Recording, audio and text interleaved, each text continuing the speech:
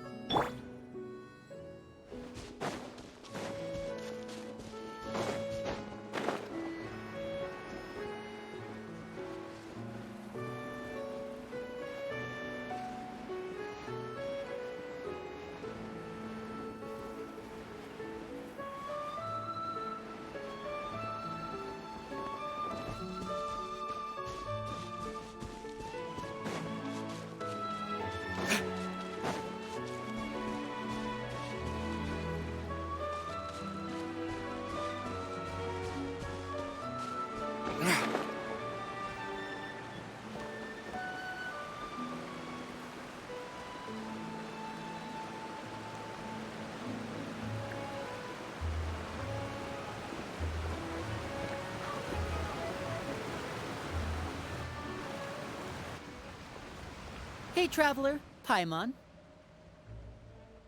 Oh, Paimon knows that voice! Over here.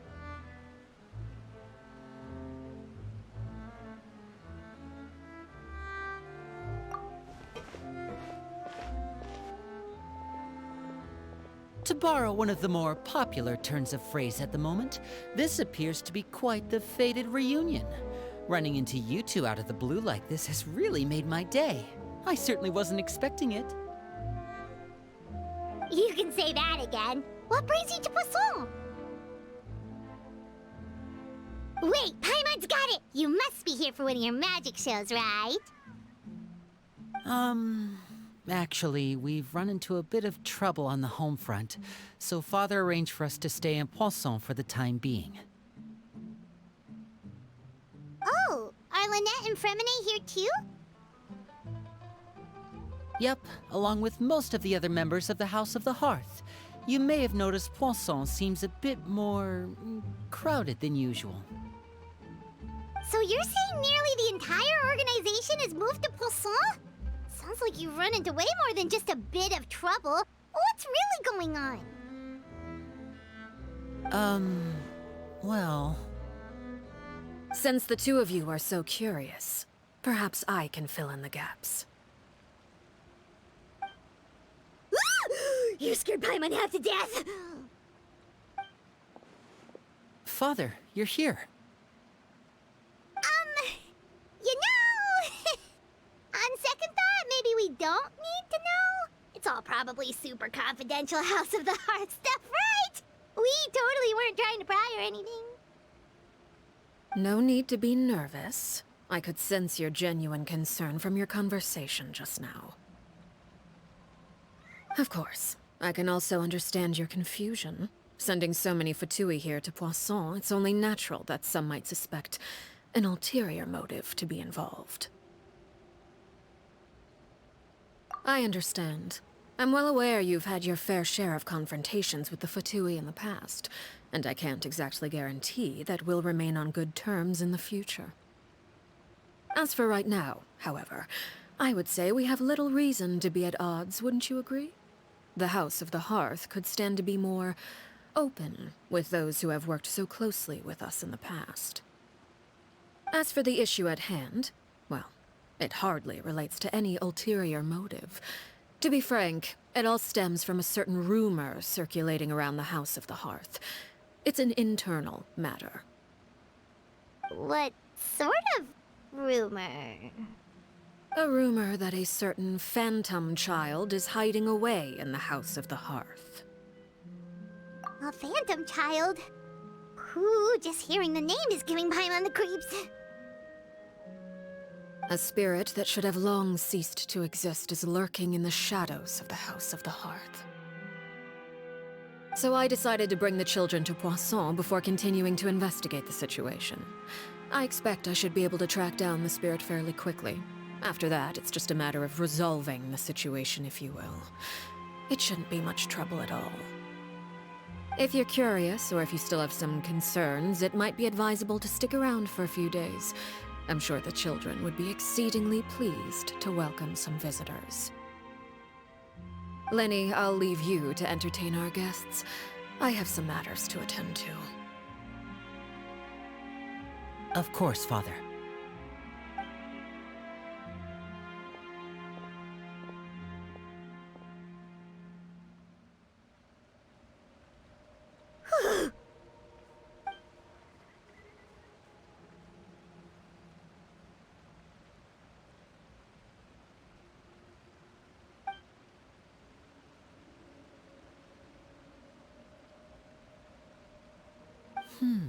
It has long been a dream of mine to invite you to our home and introduce you to my other siblings.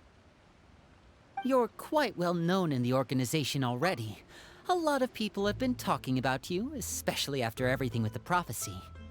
If you're willing, why don't you stay a while and have a little chat with us?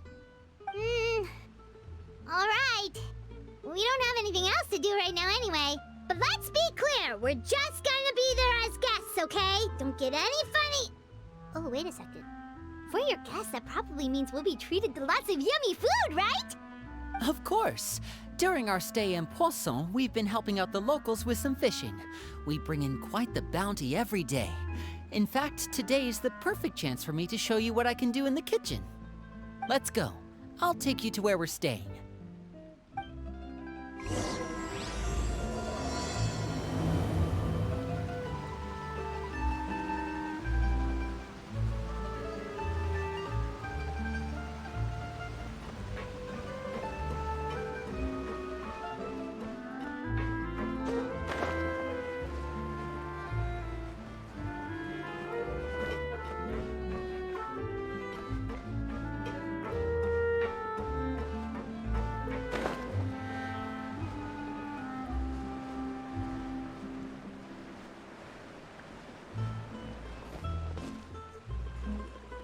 We rented this house from one of the locals to use as a temporary base. I'll come back later and tidy up a bit. After that, it should be all ready for you to stay in tonight. Awesome, thanks! So, where are we off to now? Well, when I happened to run into you two earlier, I was actually in the middle of distributing some supplies. With this many people staying in Poisson, we have to bring in outside supplies every now and then. I should probably make sure the rest of these provisions get delivered. Otherwise, people might start to get antsy. Okay, we'll come with! There are all sorts of rumors about your organization floating around out there. Paimon's not sure if she could even take a wild guess as to what's true and what's not. But now that we finally have the chance to see a day in the life of the house, we can take a good look at how you operate! Well, you're more than welcome to come along. Just follow me.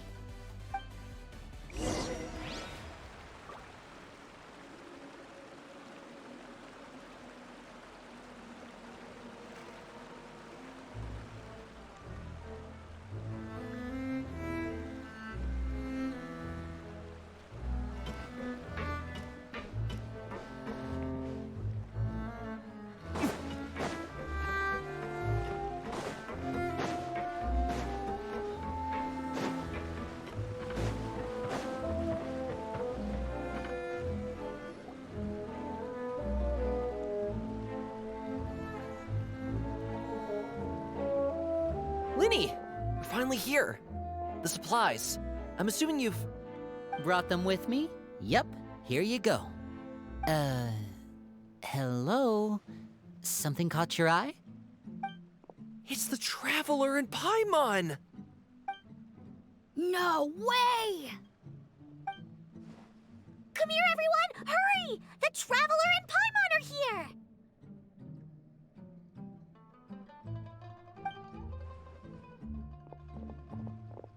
one at a time, please. Don't crowd around them all at once. We don't want to scare off our guests now, do we? Oh, it's all right. Gotta say, Paimon didn't realize we were this famous. Of course! Father and Linny have told us so much about you. Father told us about how you helped Linny. According to her, you're a trustworthy friend. And as far as she's concerned, that's pretty much the highest compliment we've ever heard her give. As you can imagine, everyone's been very curious about you. I heard the Traveler is so strong that he can move a mountain with his bare hands. I heard Paimon eats so much that she can clean out the entire pantry at Hotel Tabor in just 3 days. Wait a second! That's the rumor you heard about Paimon? Oh, not cool at all! Oh, wait! When guests visit, you're supposed to give them gifts and stuff, right? Oh, we don't need something like that. Besides, we don't have anything to give to you.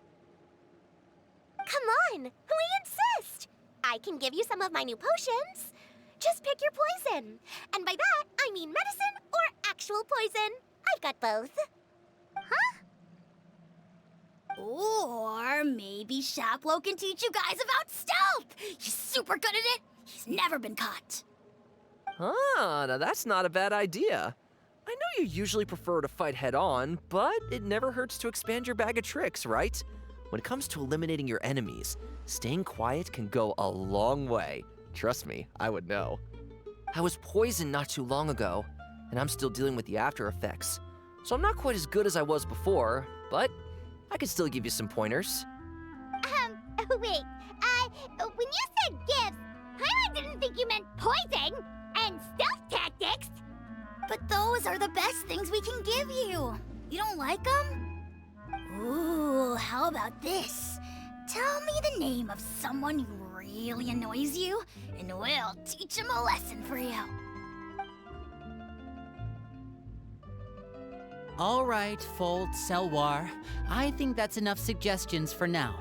When it comes to being a good host, it's the thought that counts. You don't need a physical gift to make our guests happy. In fact, pestering them with suggestion after suggestion might make them more annoyed than anything. I would say your enthusiasm has certainly gotten across. Really? Awesome! It's been so long since we have had guests to play with. If there's anything you need, just let us know. Yeah, especially if it's poison or something. I've got all sorts of potions for that. Well, we'll talk to you all later. We've still got supplies to distribute. All right, see you later.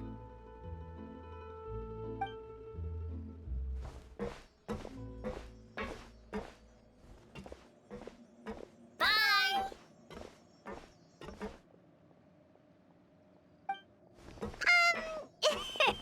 Lenny, about all that poison and stealth tactics talk just now. Scared you, did it? That kind of talk comes with being part of the House of the Hearth. When Foltz was really young, he strangled all of his family pets, just out of curiosity. He was labeled a dangerous problem child and was abandoned by his family. Elwar has an unnatural obsession with potions. Father has forbidden her from trying all the different concoctions she comes up with, but she still tries to test them in secret. You really have to keep an eye on that one. Chaplot is around my age. While I'm mainly responsible for collecting intelligence, he handles surveillance. He's very passionate about his work and has no reservations about taking on some very difficult missions. I know you two probably aren't used to that kind of talk, but I can promise you they only had the best of intentions. Things like stealth tactics and developing different poisons, they really mean a lot to them. They were just trying to share the best of what they could offer, that's all.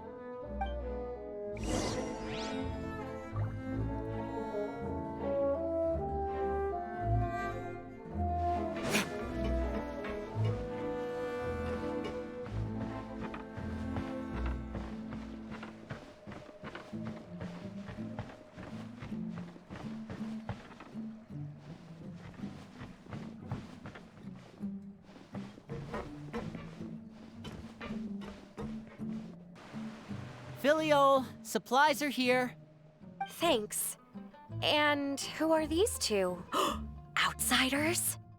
Ah, allow me to introduce you. This is the Traveler and Paimon. Oh, you're the famous duo I've been hearing so much about. It's nice to meet you. I heard you've traveled to all sorts of places. Is that true? Of course! We're making our way all across to that! Oh, good for you. You must be pretty familiar with Fontaine by now, then. Have you seen the new opera that started running recently?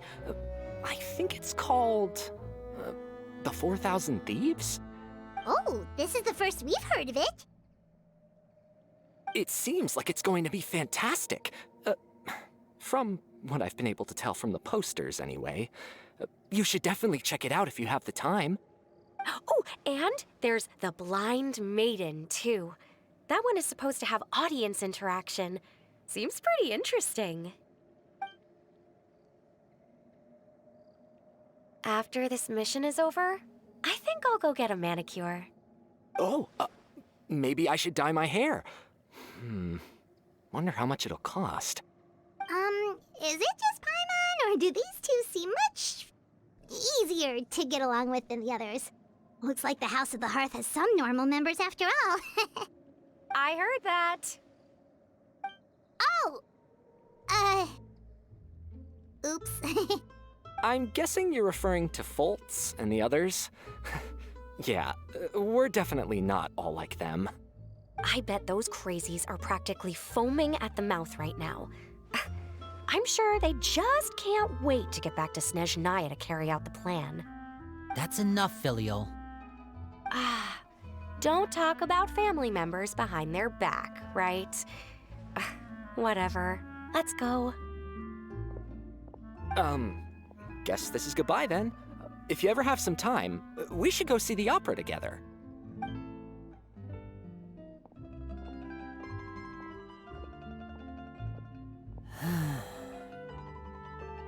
Well, that's it for the supplies. We should probably head back as well.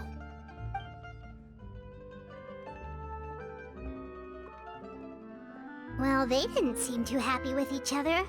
Seems like there could be something more going on here. You're right. We're only here as guests after all. Oh, Linny's getting super far ahead. Come on, let's catch up.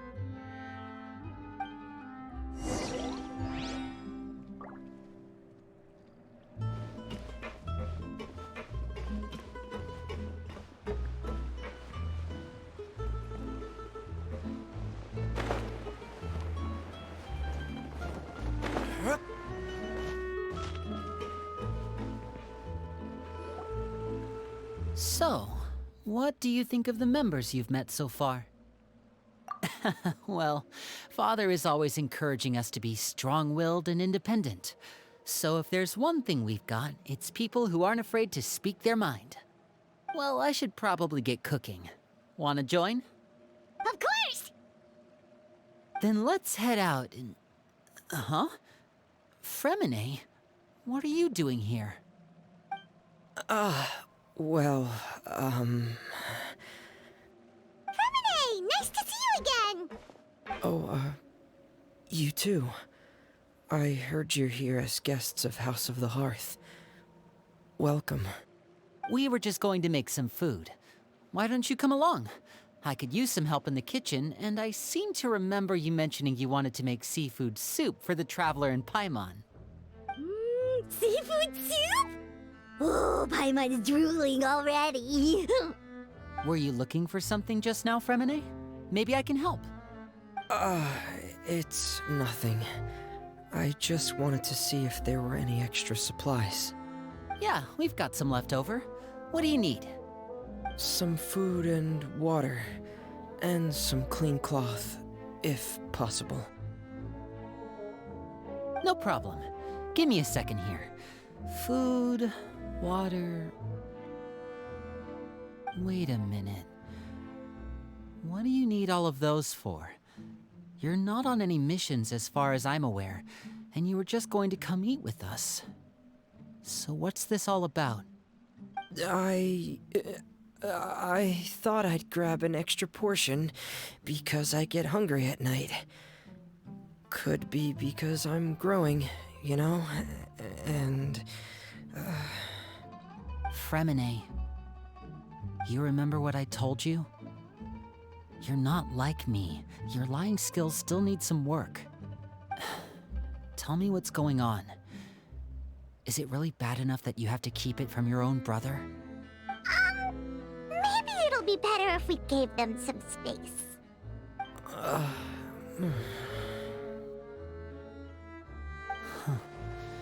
This is the first time I've seen that kind of look on your face. Whatever happened, does it have something to do with Father? Yes. Just follow me.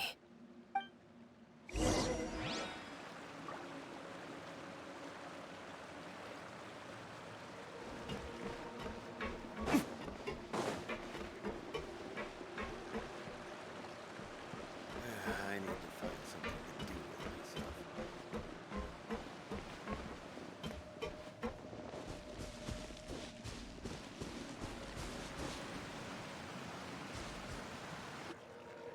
You're back! Oh, and you've brought some friends with you this time. Hello, my name's Linny. I grew up in the House of the Hearth. And you are? Hi, Linny. I'm also a child of the House of the Hearth, just like you. You can call me Clairvy. Clairvy? It's nice to meet you. Does that name ring any bells, Linny? No, not at all. That's not a name we have on our roster, I'm sure of it. What I'm not sure of, though, is how she managed to sneak in. She must be the phantom child Father's been searching for.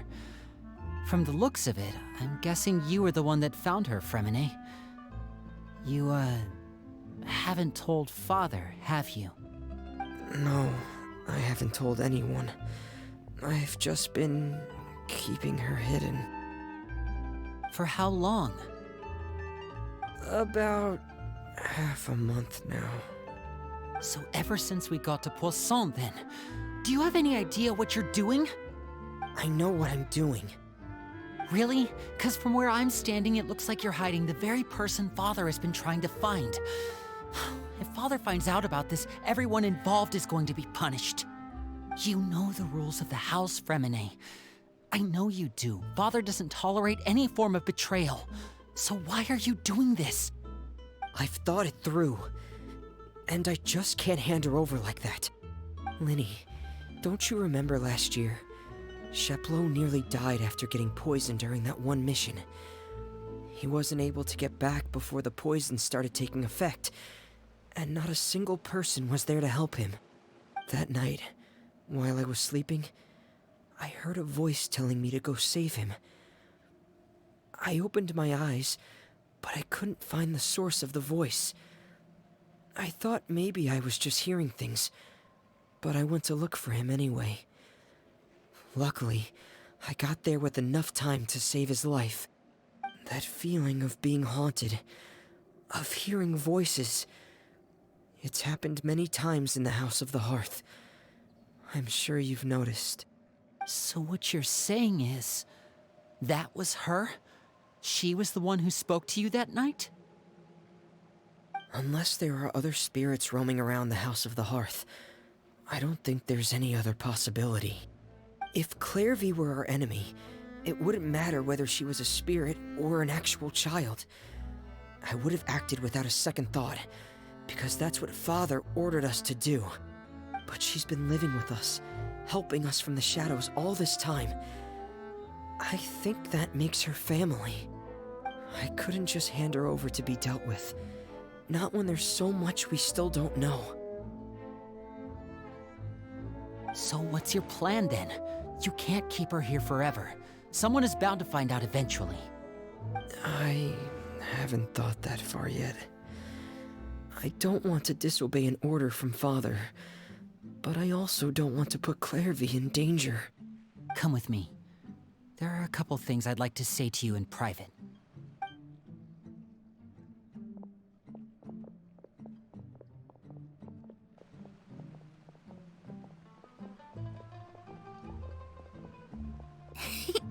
Those two sure care a lot about each other. Well, they got a funny way of showing it. From where Paimon was floating, it sure seemed like they were about to bite each other's heads off. No way! They have a really deep bond. I could tell right away, 'cause I also have a friend like that. I just don't know how long that kind of bond can last. The darkness in the house runs deeper than you can imagine. No one can get out alive. I'm sorry, Linny. I really didn't mean to drag anyone else into this. Oh, really? You didn't mean to? 'Cause I, for one, wish you did. Huh? What do you mean?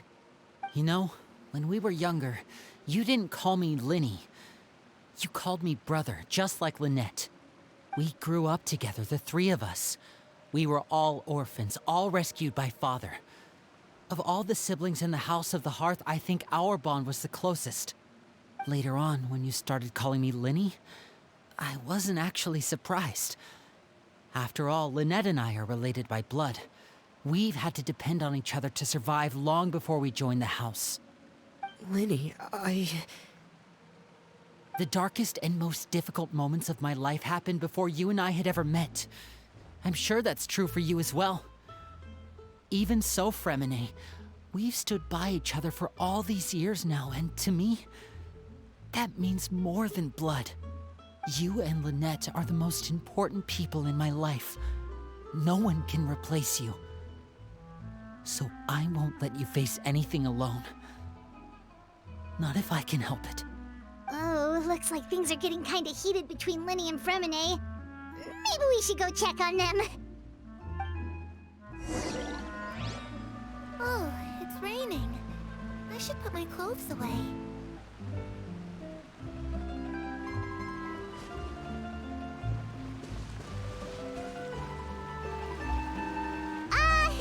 Hey, you two! Hope we aren't interrupting anything. Like a fight, or... Oh, wait a minute, Fremine. You're not crying, are you? Is everything all right?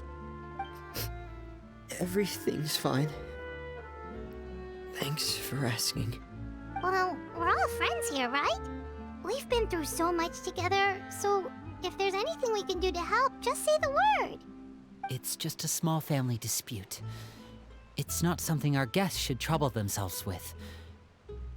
In fact, it might be better if your stay ended here. What are you getting at, Traveler? When guests are around, families are often on their best behavior. And any disputes are less likely to escalate. That's what you're trying to say, isn't it?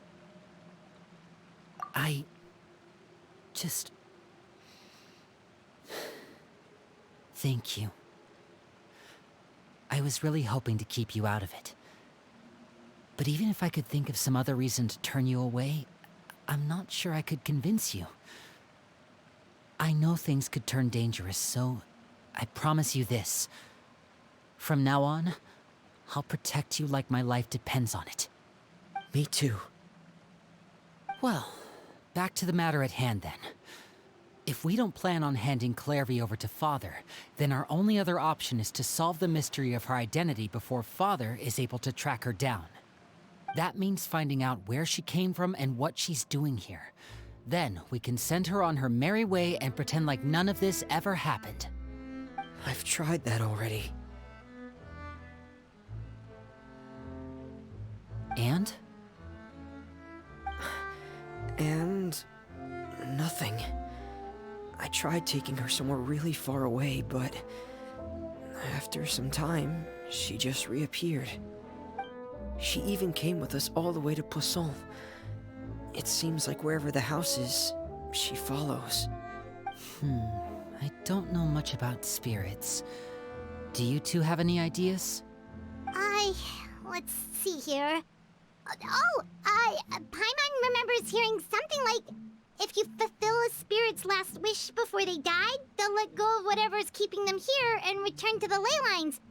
Oh, it's just that Paimon doesn't really remember where she heard that, so it's not guaranteed to work or anything. Well, sounds like it's worth a shot. Guess that means we should go ask her about her wish. But first, Fremine, I need you to promise me something. What is it? I need you to promise me that this will stay between the two of us. We're the masterminds behind this whole thing. No one else gets involved. Can you do that for me? Of course. I promise. All right. Then let's seal the promise just like when we were kids. Fist bump on 3. Ready? 1, 2, 3. I swear.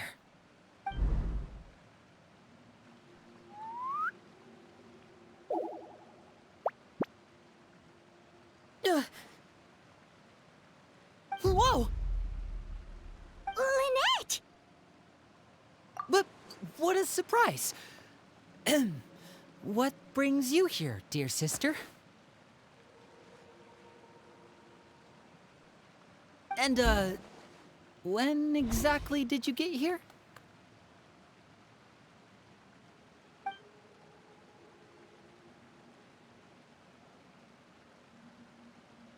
You're an idiot, brother.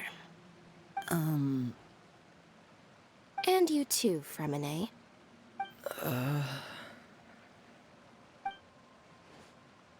You 3, Traveler. And you 4, Paimon. Wait, what did we do? I've seen Clairvy around the House of the Hearth before. I hadn't seen her in Poisson, so I figured she must not have come with us. But it turns out, you were just hiding her. I heard you talking about your plan. Rather than steering clear of the situation, I'd rather fully join in.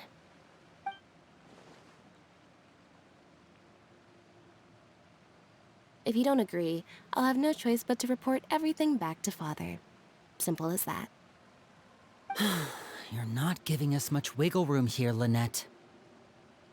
Well, I guess we're all in this together then. After we talk to Clairvy, we'll figure out our next move.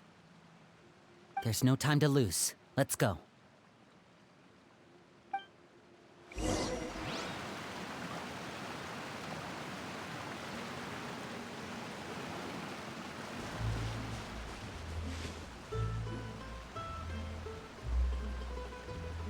I'm full. Thank you for bringing me this food, you guys. She said she's full, but the food doesn't look like it's even been touched.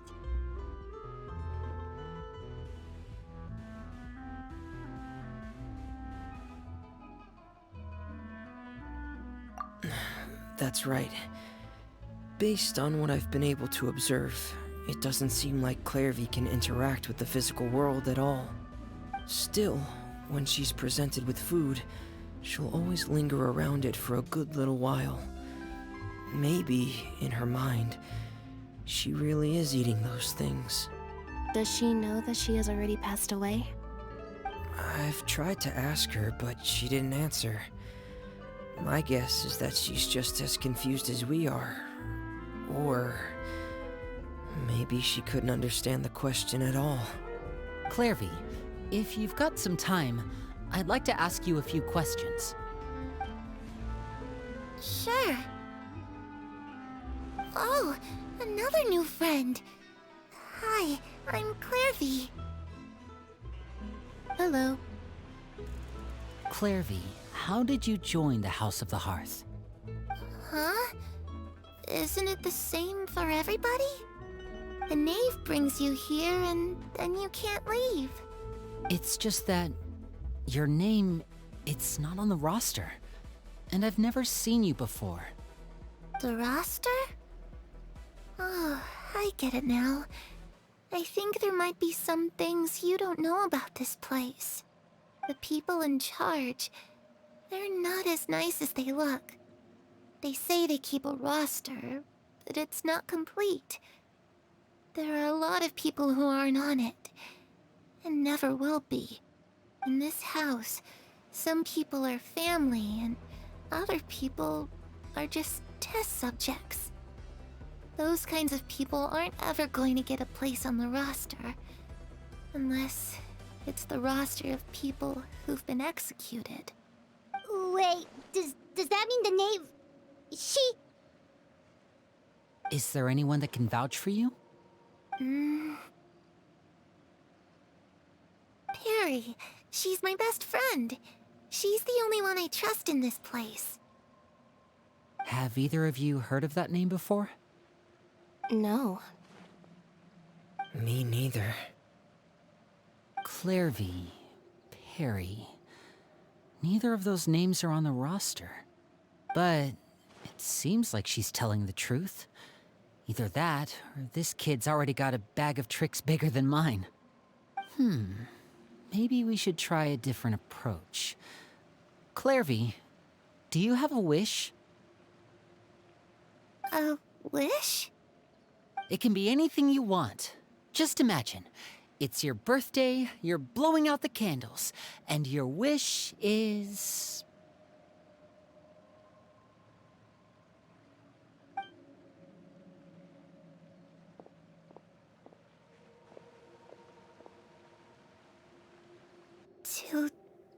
To go outside, where the sun can find me. That's it?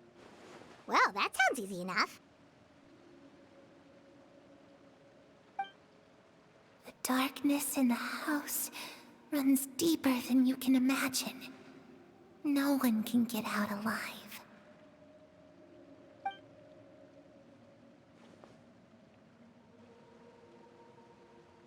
Okay, time to divide and conquer.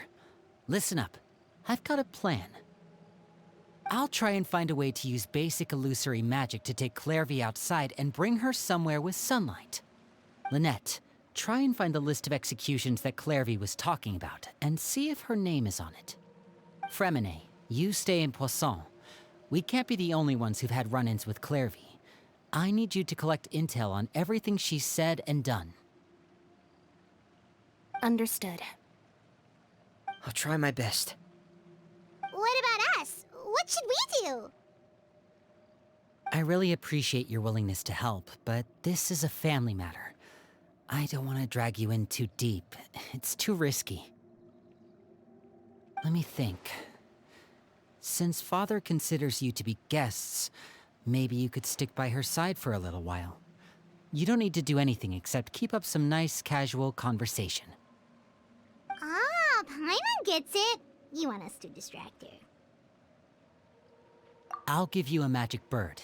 If Father suspects something, all you need to do is release it when she's not looking, and it'll alert me that something's wrong.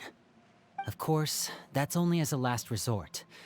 If Father doesn't seem to notice us, there's no need to make contact. We'll reconvene here tonight after all's said and done. If the worst-case scenario happens and we're discovered, just tell Father everything. We're not going to let our guests get punished for our own actions. That's where we draw the line. You too. Okay, this is where we part. Father should be at the beach nearby.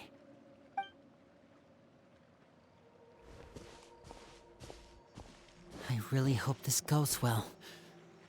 No, it has to go well. That's the only way this can get resolved.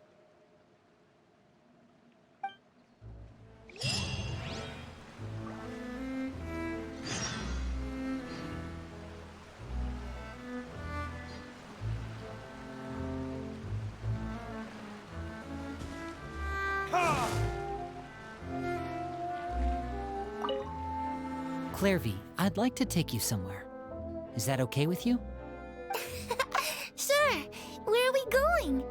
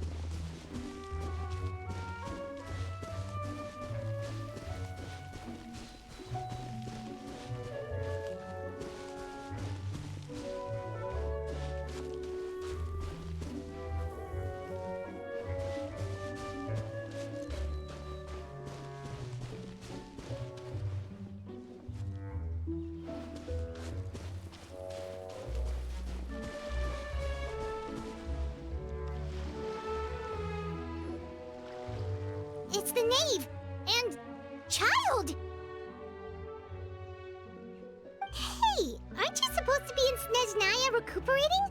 What are you still doing in Fontaine? Oh, it's you two. I didn't expect to run into you here. I was unconscious for quite a while after the fight in the Primordial Sea. After I woke up, I realized I was being taken back to Snezhnaya, and well, I couldn't have that now, could I? Not when I've still got unfinished business here in Fontaine. So, I mustered up all my strength and made the journey back on my own. What sort of unfinished business are we talking here? It has to do with Skirk, my master. I really wanted to meet up with her, but by the time I got back, she had already left. I still have so many questions for her. Without any other leads, all I could do was ask the knave to help me track her down. She must have left behind some traces from her time in Fontaine. Oh, okay, so have you found any clues? Unfortunately, no.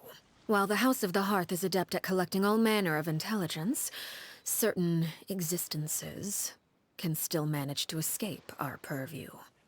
Basically, unless Master feels there's a need to meet with me, she's not going to be found. But that problem has an easy fix. I just need to become stronger, and then... Paimon thinks you should focus on getting better first. The worst of it is over. It's all thanks to that one kid from the House of the Hearth. Elwar, I think her name was. She gave me a bunch of random potions to drink. They didn't go down easy, let me tell you. Pain and chills all over. But they really did help speed up my recovery. And that's good, because it looks like I really do have to head back this time. The old man's been putting the pressure on me. He sent someone to tell me I'm needed for some sort of project. Project Stuja? Yeah, that's the one. I heard Regrader's involved too. I'm not looking forward to having to listen to all his monologuing, that's for sure. Hey, maybe you could think of a way for me to stay in Fontaine for a little longer. Helping Linny and the others brush up on their fighting skills would be far more interesting. If you and I could spar, that would be even better. I've been waiting for a chance to see you go all out. And what a sweet little daydream that is. But I also have a role to play in all this. I'll be leaving Fontaine shortly as well.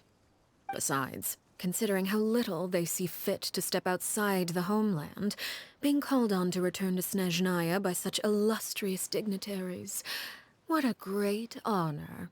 Wouldn't you agree? One I could do without, I'd say.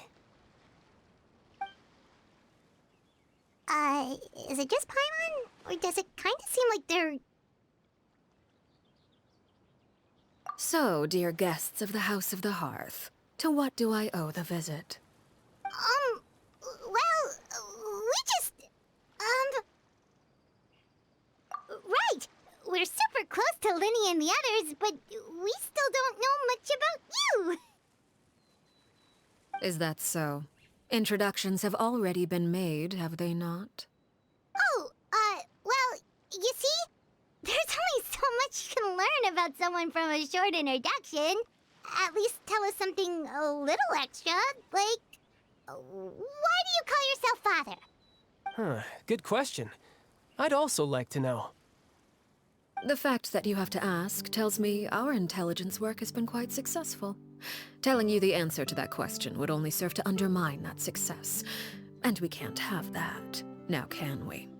Spoken like a true diplomat. That was some expert sidestepping right there. Well, if there's nothing else, I think I'll take my leave. I still have a small matter to resolve at home. Wait, don't go!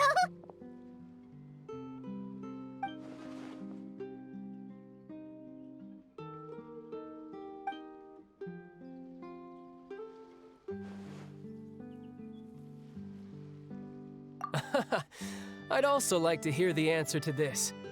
I've met some of the members of your organization, and they all seemed like really good kids. They actually reminded me of Tonya and Tusser. Which, by the way, if you ever betray them, I'm just letting you know, I won't let you off easy. And why would I betray them? Well, you've already betrayed the House of the Hearth once, haven't you? At least, that's what I heard.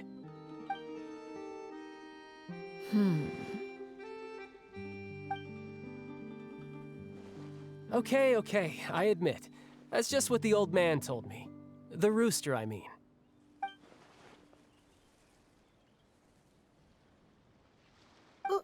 Wait, did you really do something bad to those kids? Never mind what I've done. I'm more curious as to what the mighty rooster had to say. Care to enlighten me? Ah, well, nothing much. Just some stuff about you taking out many other members of the House of the Hearth, and even going so far to attack your own family. I see. Oh, based on your reaction, I'm guessing it's all a bunch of lies. Hardly.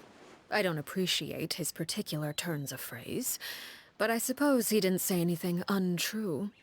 Although, it would be more accurate to say that there is a certain level of prejudice involved, but I don't intend to clear that up just yet. Prejudice has a funny way of concealing the real truth behind certain things, an attribute that I find to be quite advantageous. Call yourself a Fontainian, for example, and people will assume all sorts of things, when the real truth is that this is simply the land where I was raised. Huh? You're not actually from Fontaine? But then why did you try to help out with the prophecy and everything? I was trying to protect the children born in Fontaine. Claiming that I myself was a Fontainian simply made it easier to operate. People would hardly suspect a fellow Fontainian of having any ulterior motives. Who wouldn't want to save their homeland after all? The primordial sea wouldn't have any effect on me, but it would have caused great harm to the House of the Hearth. Well, you wanted extra information, didn't you? There you go. I hope that satisfied your curiosity.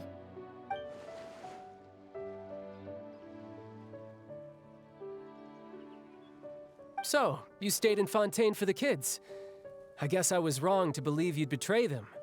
Apologies. Looks like I was holding on to some prejudices myself. Good.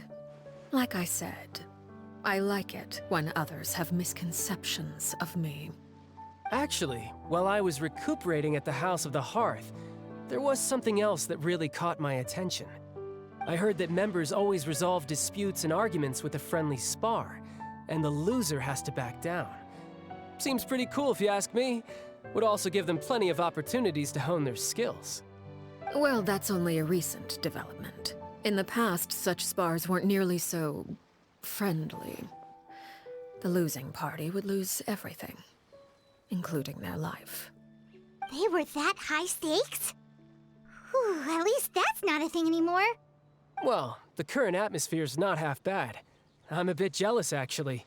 You've got so many family members around you, and you even get to live with them. Having a lot of family around means dealing with a considerable amount of bickering and scheming. Once Tonya and Tusser enter their rebellious phase, I'm sure you'll understand. Just imagine. Tusser becomes obsessed with plucking out strands from the rooster's mustache, or Tonya decides to dye her hair 42 different colors. Okay. I get the picture.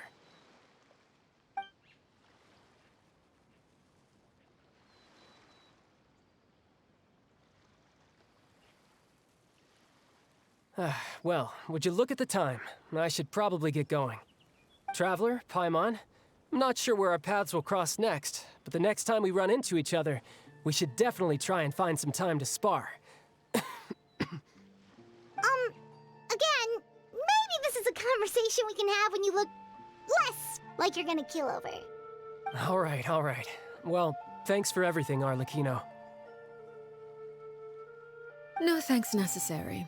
You also played a part in obtaining the Gnosis. I would say we can call ourselves even. I like the sound of that. Well, I'm off. See you all some other time. We should probably get going too. Do you want to head back with us? Oh? You want me to leave so soon?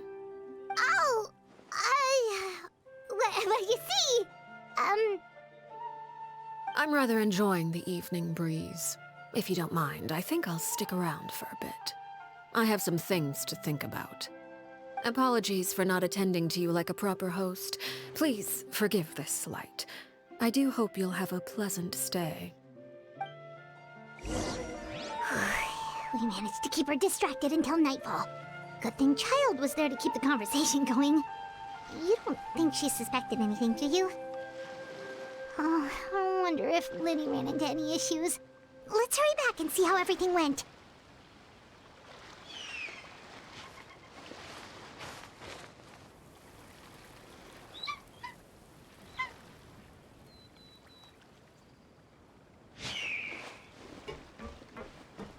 Oh? You decided to stay a little longer?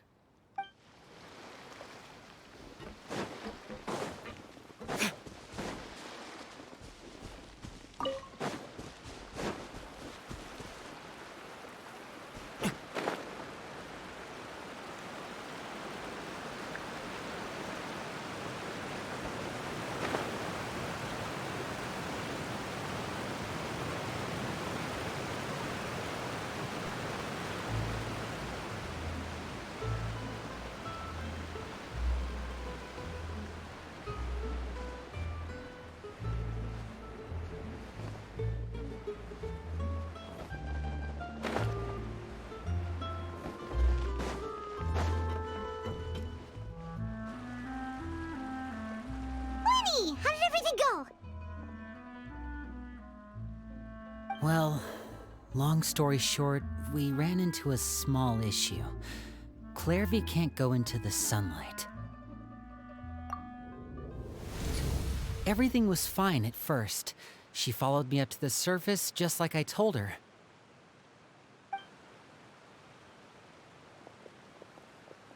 But as I led her out of the shadows and into the sunlight, she vanished.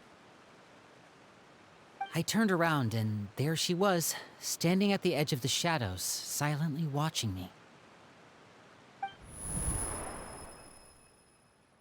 Huh. Maybe she's afraid of sunlight, or... No, it wouldn't be her wish if that were the case. Well, we could always try pushing her into it.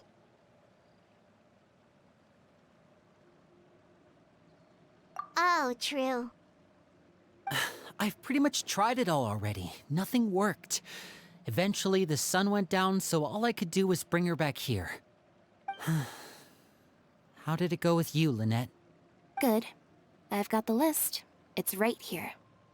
Really? Well, what are we waiting for? Let's take a look!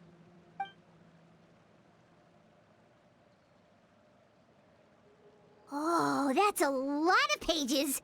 Oh, it's gonna take forever to get through it all. We can each take a section. Here. La Pouillade, l'endroit, Chambel, horaire.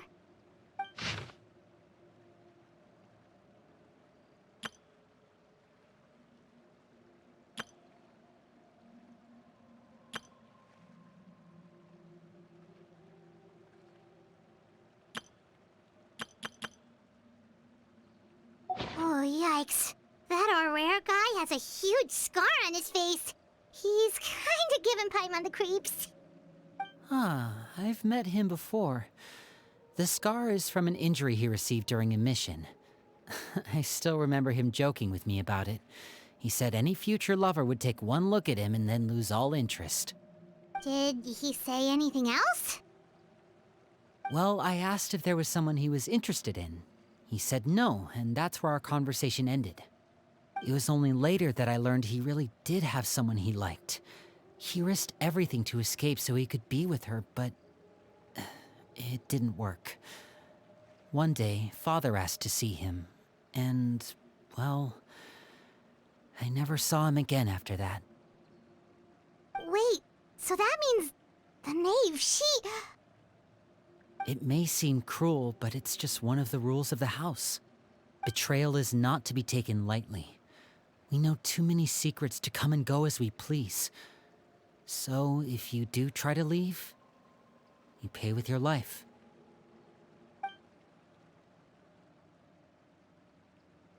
Her name's not here, huh? Well, that's not too surprising. It doesn't seem like this list is complete. It only contains records dating back around 5 years. Let's shift our attention then. Fremine, were you able to find anything out? Fremine. Sorry. I was thinking about something. I managed to talk to quite a few people, but I couldn't help but notice that the atmosphere in this was a little strange. Yeah, I mean, arguments past times when people haven't gotten along. Chaplot and Filiol are a good example of that. Oh, those are two of the people that we met while delivering supplies.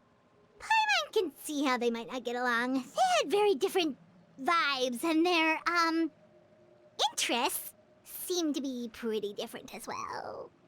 That's to be expected, actually. Father brought us all here, shared her knowledge with us, taught us how to fight. That's one thing we all share. But that's also where the similarities end. Not all of us feel the same desire to stay here. As members of the House of the Hearth, we're also considered part of the Fatui. And to a lot of people, that's an identity they never asked for. Certain members get older and realize they want something else for themselves. But considering the rules of the House, most people would never say that out loud. People like Chaplot and Foltz are loyal to Father and her vision. They're proud to be part of the Fatui. Filiol and Nantoy, on the other hand, well, they aren't quite as enthusiastic. These kinds of conflicts have always been there. It's not like Father is in the dark about any of this. Well, that's true. But it just feels like things have gotten worse lately. Filiol and the others, it seemed like they were meeting in secret to talk about something. I can't say for sure, but I think they've met Clairvy. You think she's been inciting them to act out? No, not exactly. But I wouldn't be surprised if she said something to them about the darkness in the house and how deep it runs. She's told me about it before. Experiments being run on children. People being used as pawns on the battlefield without so much as the strength to survive. And they just believed all that? Without any evidence? Clairvy's words probably gave them the excuse they were looking for. Whether they actually believe them to be true is secondary. This is all because of Project Stuja, isn't it? Whoa. Hold on a second. What's this Project Stuja all about, huh? This is the second time it's come up now. Sorry, but I'm not sure of the details either. I only know what Father has told us, which is that it's something the Rooster and Regrator have been working on together. Apparently, it has to do with the Fatui's strategic plan for the future. Because the House of the Hearth was so successful in obtaining the Gnosis, we now have the honor of playing a key role in Project Stuja. Wait, but isn't that a good thing? Key role is just another way of saying dangerous role. To us, the whole thing is an inconvenience. Father thinks so too, but she's in no position to refuse. Their plan isn't exactly unreasonable, and they've been funneling the house a lot of funding. It's just that we'll lose a lot of members in the process. Participating in the plan, it's an honor in name only. What they're really trying to do is subdue us. The existence of an intelligence organization outside their control makes them feel uneasy.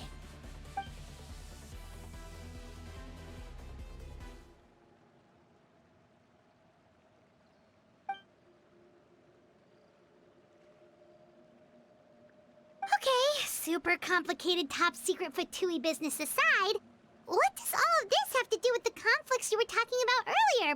Paimon doesn't get the connection. External pressure has a way of exacerbating internal strife. You can't overlook the power of fear either. People are afraid of dying, and that fear is often the impetus for a lot of stupid decisions.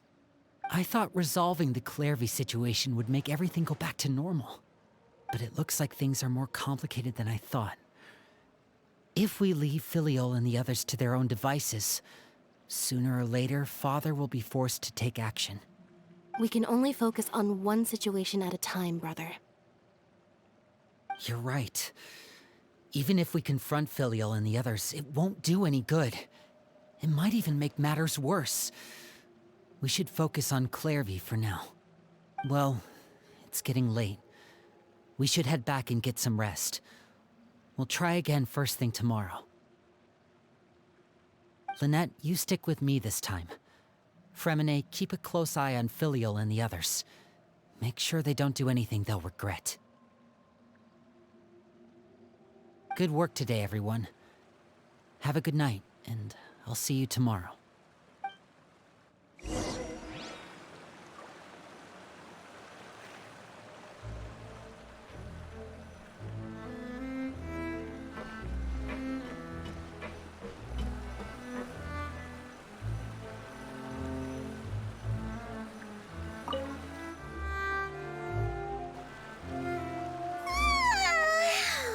I'm always looking forward to an early night, but she can't sleep at all.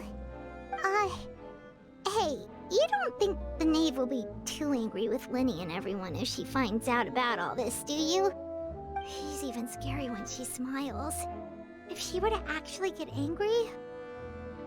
Ooh, you have to protect Paimon if that happens, okay, Traveler? Trust is ever, Traveler. Look! Look over there! Quick! Let's catch up with her before anyone sees!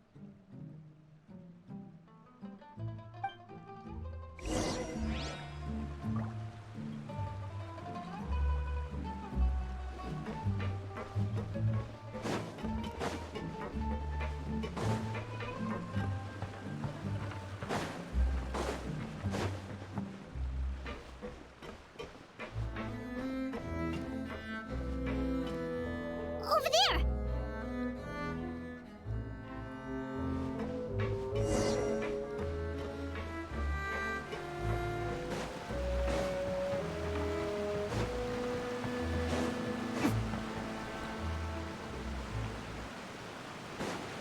Oh, where is she going? Oh, if someone sees her, we're toast!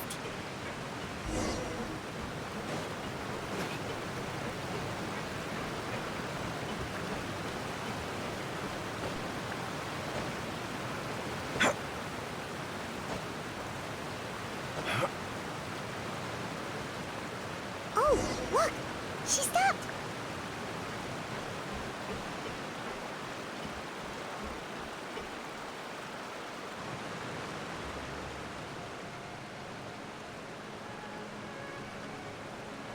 Clairvy! Shh! I opened the window while no one was looking. Look how pretty the outside is. If only I could have more than this. You probably think I'm being silly, huh? All this hopeless resisting. It's better to dream of what I could have than try to make it a reality, right? Please, help us get on the same page here, Clary. We need you to tell us what you know. Can you do that? Sure. Although, after you hear all this, I think you might regret that decision. Everyone in this family is nothing more than a tool. Something to be used and exploited. We're all expendable. Including me. As long as you're useful, you get to stick around. Lose your value. You're handed over to the doctor, experimented on, and given a fate worse than death. I've seen it happen again and again, and I've had enough. You're saying the knave did all that? It's just, that doesn't seem like something she would do. She's scary and all, but it seems like even she has lines she wouldn't cross. I knew you wouldn't believe me. Everyone thinks she's a good person. They all think of her like a real mother. Mother? But she doesn't deserve that title. She's disgraced it and tarnished it. And if I had things my way, I'd never see her again. If only Perry were here, she'd understand. Perry? There's that name again. Also, Paimon's getting a strange feeling.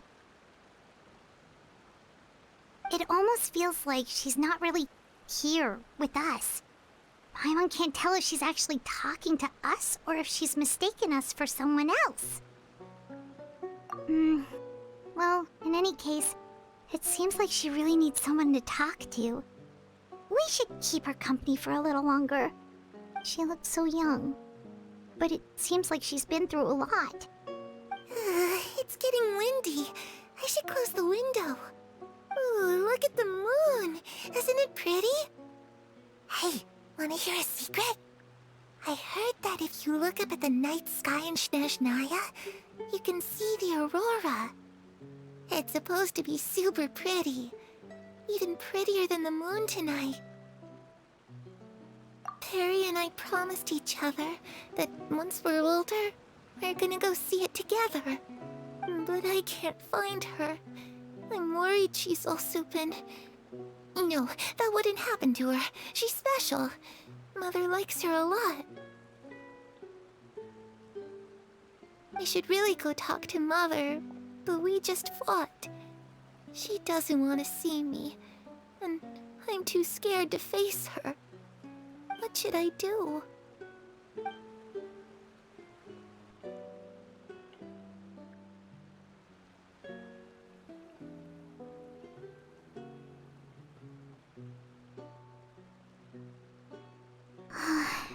Paimon really doesn't understand what's going on with her. Well, let's head back. We've got an early morning tomorrow.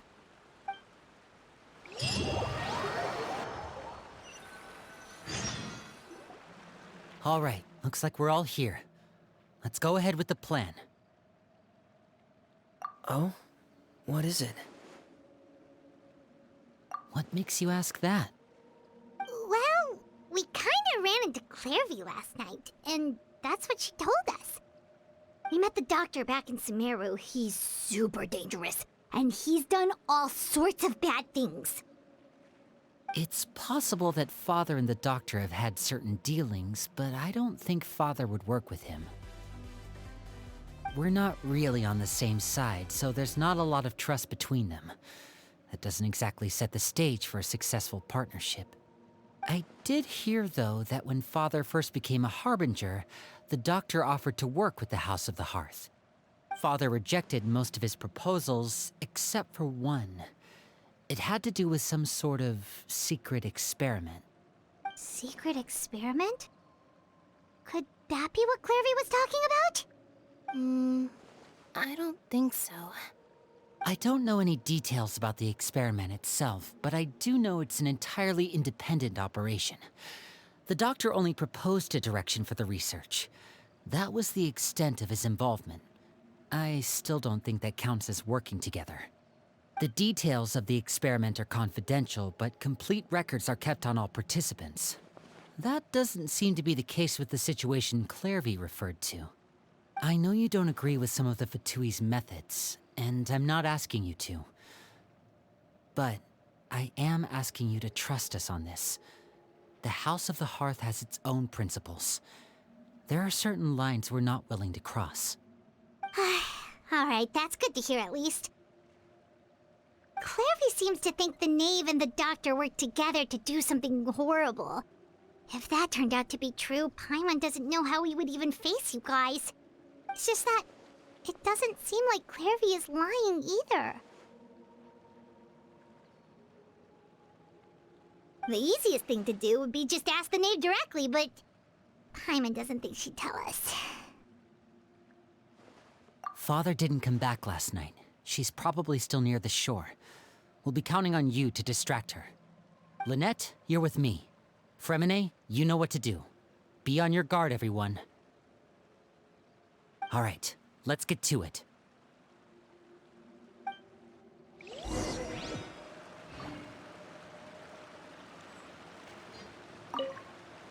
Where are we going today? Let's try somewhere further away this time.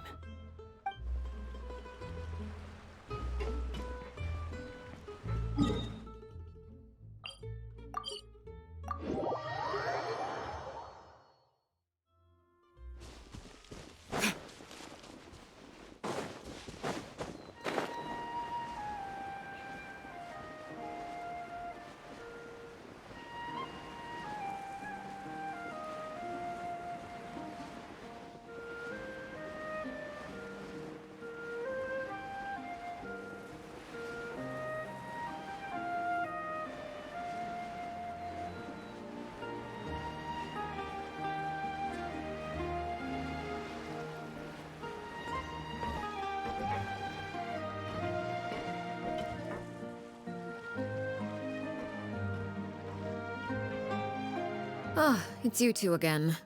I must say, you look a bit pale. Did you have trouble sleeping last night? A little. Perhaps if you had less on your mind, you'd be able to absolve yourself of such troubles. So what are you planning to do now? Catch up on some sleep? Or should I give you some time to rack your brain for a topic to discuss before I ask any questions?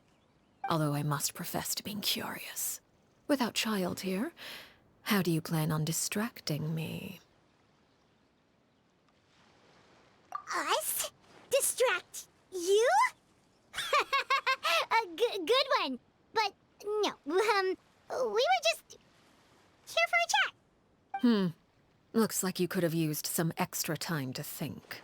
No matter. If you don't have any other plans, why don't you accompany me somewhere? Don't worry. I'll be sure to steer clear of any scheming children. The ocean breeze is sure nice today.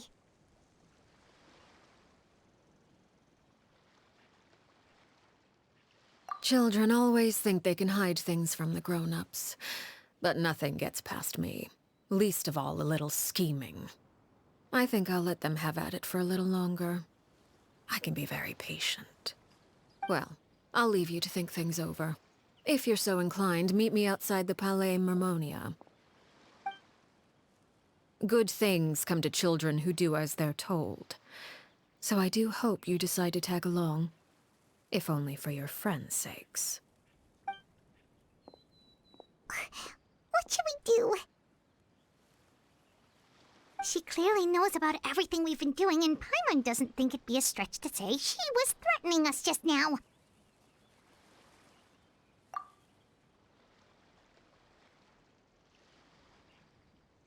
Oh, good idea. Hopefully he sees it in time. Well, we should probably head to the Palais Mermonia. Paimon doesn't want to find out what happens if we don't show up. Based on what the knave was saying just now, it sure didn't seem like it'd be anything good. Okay, then we probably shouldn't keep her waiting. It seems like Linny and the others are on thin ice, so let's do our best to not get them in any more trouble.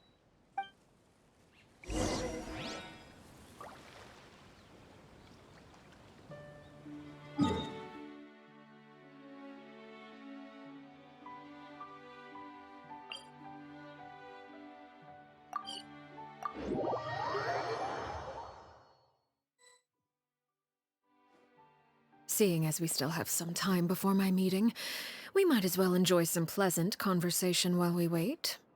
I'm glad to see you get along with my children. Being surrounded by good companions is necessary for a child's development. You're not planning on doing anything to them, are you? I assume you're referring to Lenny, Lynette, and Fremine. Although, there's that situation with Filial and Nentoy as well. It appears quite a few people have been acting out lately. No matter. I'm not one to discriminate. All those who betray the house meet the same fate. There are no exceptions. Does that mean you're going to kill them? Oh, are you here to beg for their lives? I'm sorry to disappoint, but the rules of the house change for no one. In my organization, everyone is responsible for their own actions. But don't you care about them at all? They really respect you. They even call you father. You must feel something for them. Any organization in which feelings come before principles is one destined for ruin. The House of the Hearth is hardly an exception. You could say our principles are more stringent than most.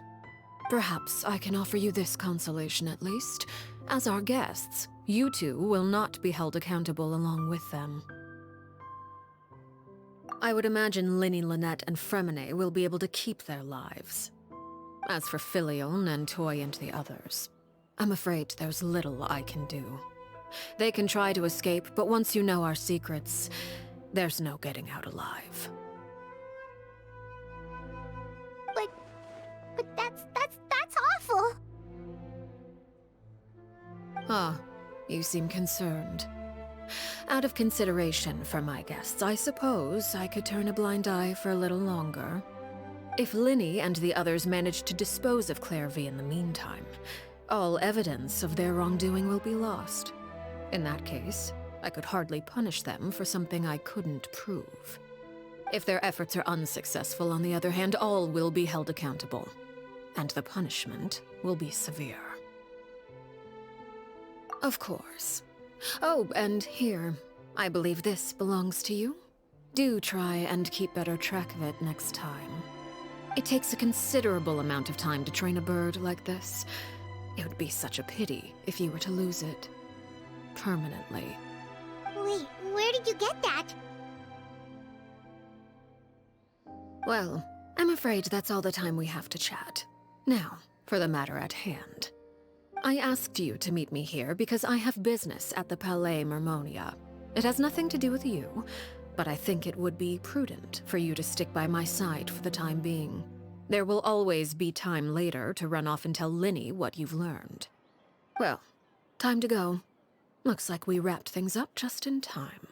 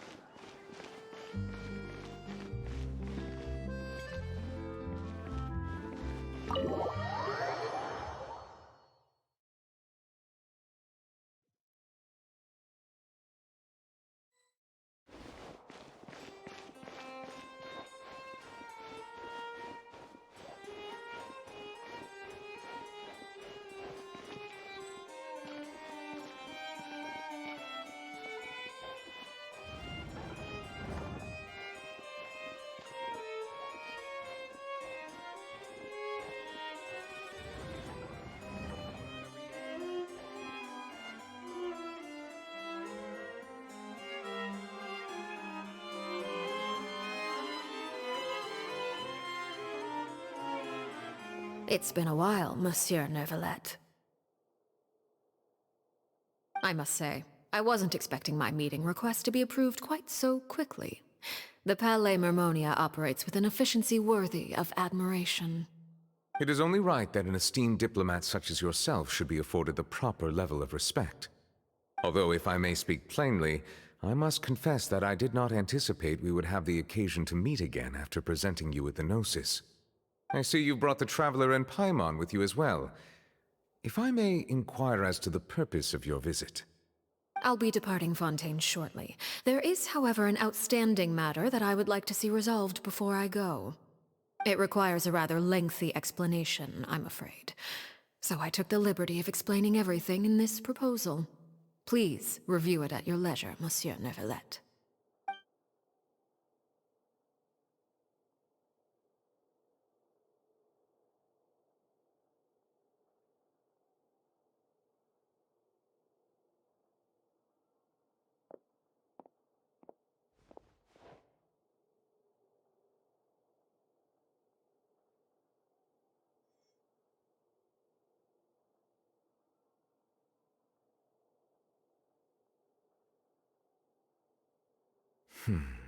I understand your request.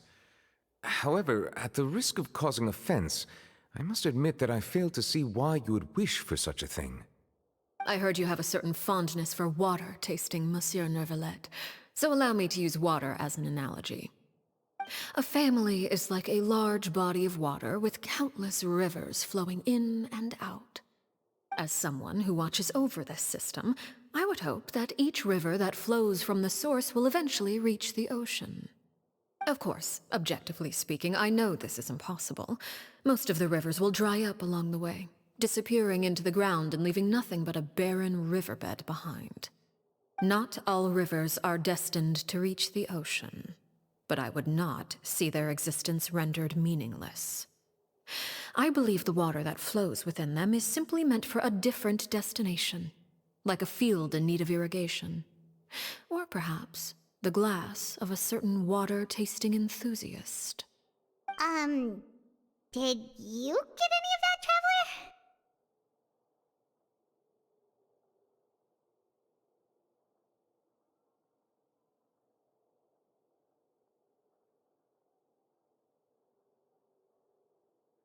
Your words paint an optimistic picture indeed.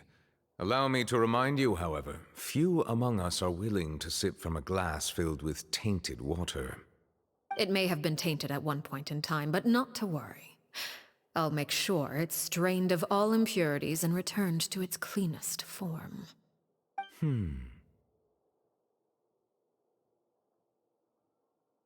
I seem to recall there being a transactional aspect to your proposal. Perhaps you could expound on that? If you accept my proposal, Monsieur Neuvillette, I will gradually withdraw my forces from Fontaine.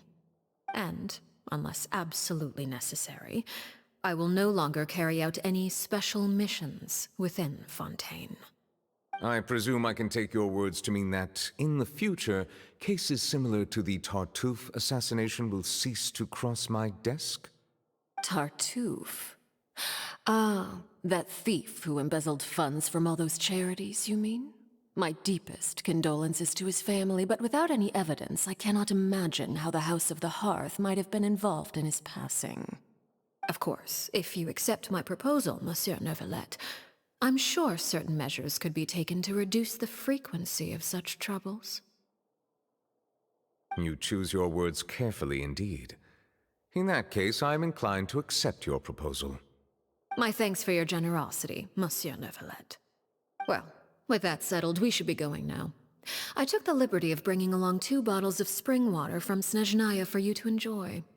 I do hope I get the chance to hear your impressions. Perhaps at our next meeting, yes? Indeed. I trust you would not overlook your commitment in the meantime. All right, Traveler Paimon. Time to go.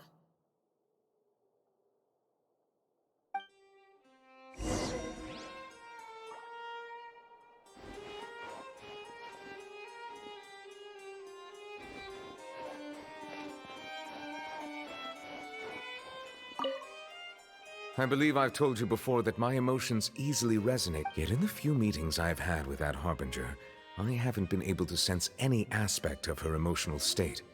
Her mind is like a still body of water. Who knows what darkness lies in its depths, and the lack of ripples on the surface gives nothing away. It's unclear whether this is her natural state of being, or whether it's an incredible strength of will that gives her the ability to master her emotions. Either scenario, however, suggests she is a very dangerous individual. I do not expect an explanation as to why you two are by her side. Whatever your reasoning, I would only advise you to take caution.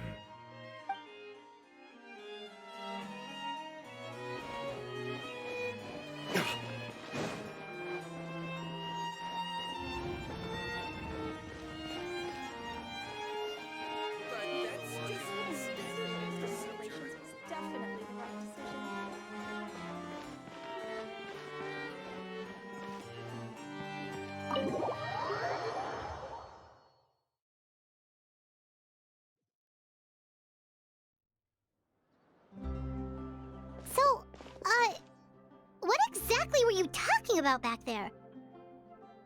Paimon only heard you mention some rivers, a large body of water, and then some kind of irrigation scheme.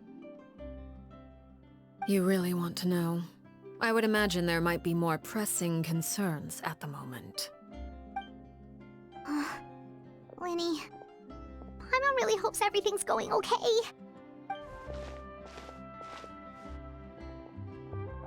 Oh, Paimon recognizes that look. You've got your thinking cap on, don't you, Traveler?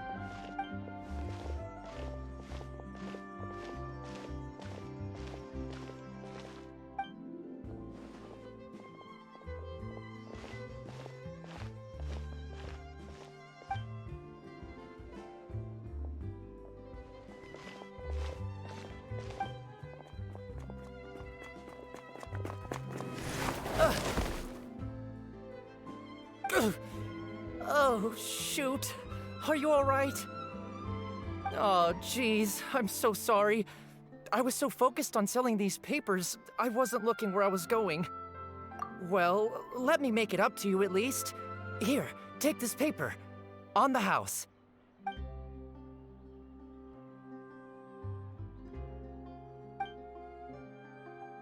Oh, you don't have to give us anything. Please, I want to. It's not like I'm short on supply. All the extras will be useless come tomorrow anyway. It's my fault, really. I was just trying to bring home some extra mora for the family, but I bit off more than I can chew. I haven't had many takers today, so I'm still swimming in papers. What's going on here? Nothing much. I just ran into your friend here on accident. I should probably get going, actually, so... Hold on. Of course, I'm happy to compensate you with mora, it's just... I don't have any on me at the moment. I'll take 3 papers. Here. Your payment. Oh! Thank you for your patronage. May the Archons bless you with good fortune. If only I had the chance to run into such generous customers every day. I should probably just take on a smaller inventory though, right? I'm getting married soon, so sometimes it's hard to not get ahead of myself. Anyway, I should head out. Goodbye!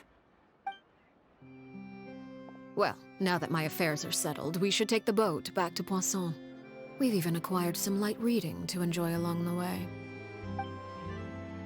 Actually, why don't we stick around for a little longer? Paimon just realized how hungry she is. She can't head back to Poisson on an empty stomach.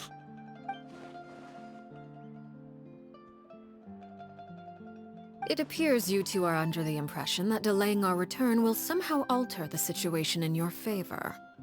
I'm sorry to ruin your fantasy, but your efforts are meaningless. That being said, I could be persuaded to give Linny some extra time. I just have one condition. If you agree to my request, I'll even answer some of your questions. You're quite curious about Claire V, are you not? And my relationship to her. Wait, why are you being so generous all of a sudden? You're not gonna ask us to do something bad, are you? You overestimate yourself. You don't have the talent for bad things. Then what can you possibly... The most important consideration in a negotiation is that both sides receive something they want. Demands and threats only get you so far.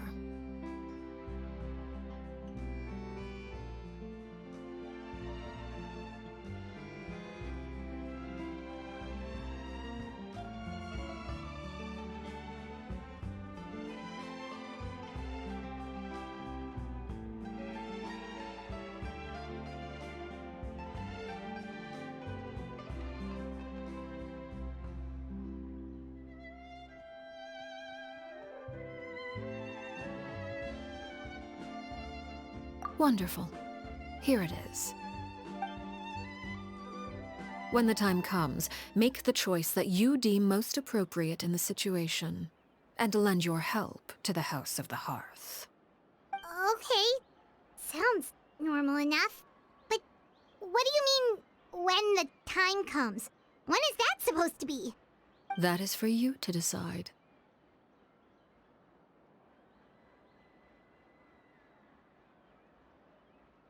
Then we have a deal. Follow me.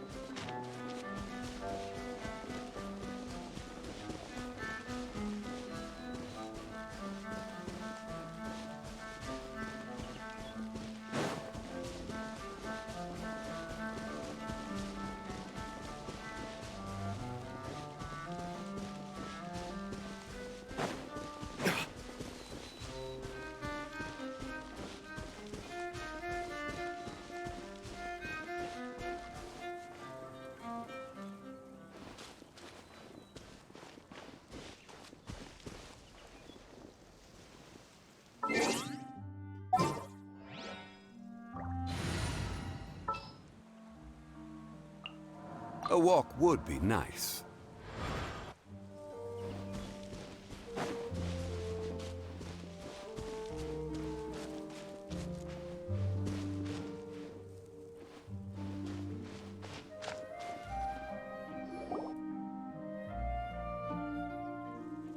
What is this place? Somewhere long forgotten by everyone. It used to be a grand building. Now it's nothing more than a pile of rubble. No one comes here anymore, nor does anyone care about what once happened here. Although, this place does have something to do with the story I'm about to tell you. It was before I became a Harbinger, and before Linny and the others joined the House of the Hearth. Due to certain events, I first killed Clairvy and then her mother. And this is where it all happened. You were the one that killed Clairvy?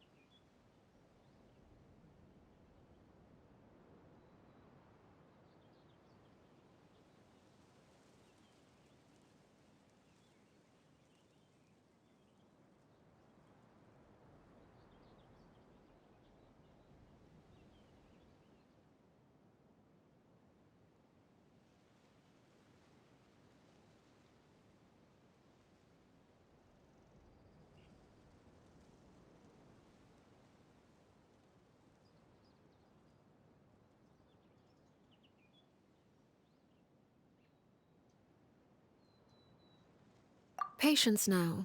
Allow me to explain Clairvy's side of the story first. I'll start from the beginning. Clairvy was 6 years old when she was brought by her mother, Crucibina, to live in the House of the Hearth. From the outside, it seemed like a fairy tale.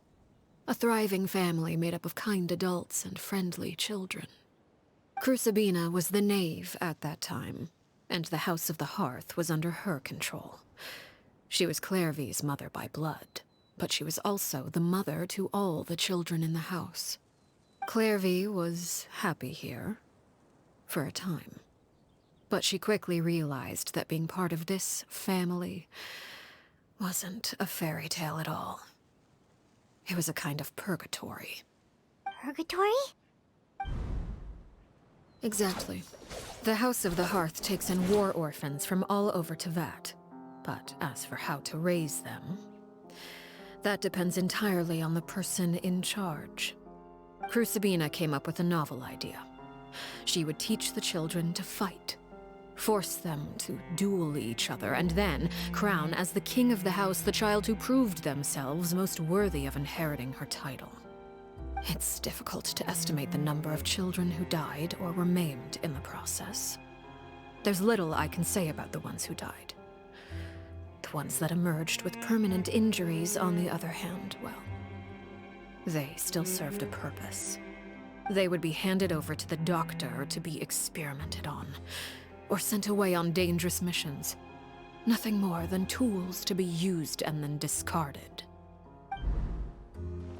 So those were the experiments Clairvy was talking about. But what actually happened to her? You said that Clairvy was Crucibina's daughter, so if Clairvy tried to convince her to stop what she was doing, Crucibina probably would have listened, right? Despite being Clairvy's mother, Crucibina cared little for her daughter. She forced Clairvy to join the House of the Hearth only as a means to demonstrate her own impartiality as a mother, to prove that she treated all her children equally. Clairvy did try to convince her mother to change her ways, but it was to no avail. After her efforts failed, the only other option was to rise up and try to fight back. Unfortunately, the other children had already been thoroughly indoctrinated into the illusion of happiness Crucibina had created. Of course, there was one exception. Someone Clairvy's age who knew the truth about the House of the Hearth. Her name was Peruere. Wait, the friend that Clairvy mentioned? Friend, huh? I suppose we can call her that for now. Clairvy was a cheerful and passionate person with a tenacious spirit. Peruere, on the other hand, was rather cold-blooded. Her cold-blooded nature allowed her to see through Crucibina's facade. Yet, it was also this cold-bloodedness that prevented her from acting against it. At least at first. While Clairvy longed for freedom, Peruere was convinced that, amid all the fighting and violence, she would make it until the end. Despite their differences, the two became fast friends, united by their knowledge of the truth.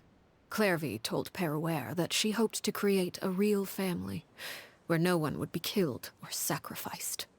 There may have been a certain naivete to her ideas, but Clairvy proved her determination many times over. She tried countless times to run away, ask for help, or expose the truth. But her efforts only earned her beating after beating. The only thing that kept her going was her strength of will. Even with her body racked with pain, she would still stand on her tiptoes and open the window at night. She and Peruere would look out at the moon together, a fierce longing for freedom shining in her eyes. But one day that light simply vanished. Oh no. What happened? Her hopelessness resulted from a culmination of things. 10 years had passed. 10 years worth of failure after failure. She and Peruere weren't children anymore, but finding any chance to escape still seemed as hopeless as ever. It was during this time that Peruere suggested a new plan. If escaping was out of the question, why not take down the very person sitting on top of this throne of lies? Mother herself. Clairvy rejected that proposal. She claimed that, as a famous harbinger, Crucibina possessed an unimaginable amount of power. Trying to kill her would have an incredibly low chance of success. Clairvy never gave another reason, but Peruere could see it written all over her face. Clairvy still thought of Crucibina as her mother. Killing her own flesh and blood was a line she couldn't bring herself to cross. If she couldn't escape and fight back, then only one option remained. Precisely. Death was the only way that she felt she could be free. It happened during a duel. When she arrived at the dueling ring that day, her partner turned out to be none other than Peruere, the very person that had stood by her side all those years. It was a fierce battle.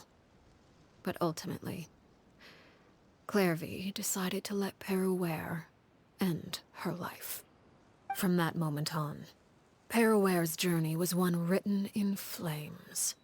When the rain finally came and washed it all away, there she stood, the sole victor in Mother's endless game of slaughter. A trail of corpses strewn across her path to success. It was the very result she had predicted 10 years prior. Even then, she believed she would make it until the end. She wasn't surprised by the fact that she emerged as Mother's undisputed heir. Rather, her success left her with an inexplicable sense of restlessness. She was unsettled. And there was only one thing that could quell that sensation. Perhaps you two would like to take a guess as to what it was? Crucibina, you mean? But... Correct. This is the place where Peruere killed her best friend. A mere year later, this is also the place where she fought tooth and nail to kill the mother they shared. The moment she acted, any conception of what was right or wrong ceased to matter. It's one of the principles of the house. Only those who survive get to write the rules. Peruere won the battle, and became a harbinger herself. After which Her Majesty, the Tsaritsa, bestowed upon her a new name. Arлекино. So the Perry Clairvy was talking about... It was you all along. You're Perware. Arlecchino is just a name you got later.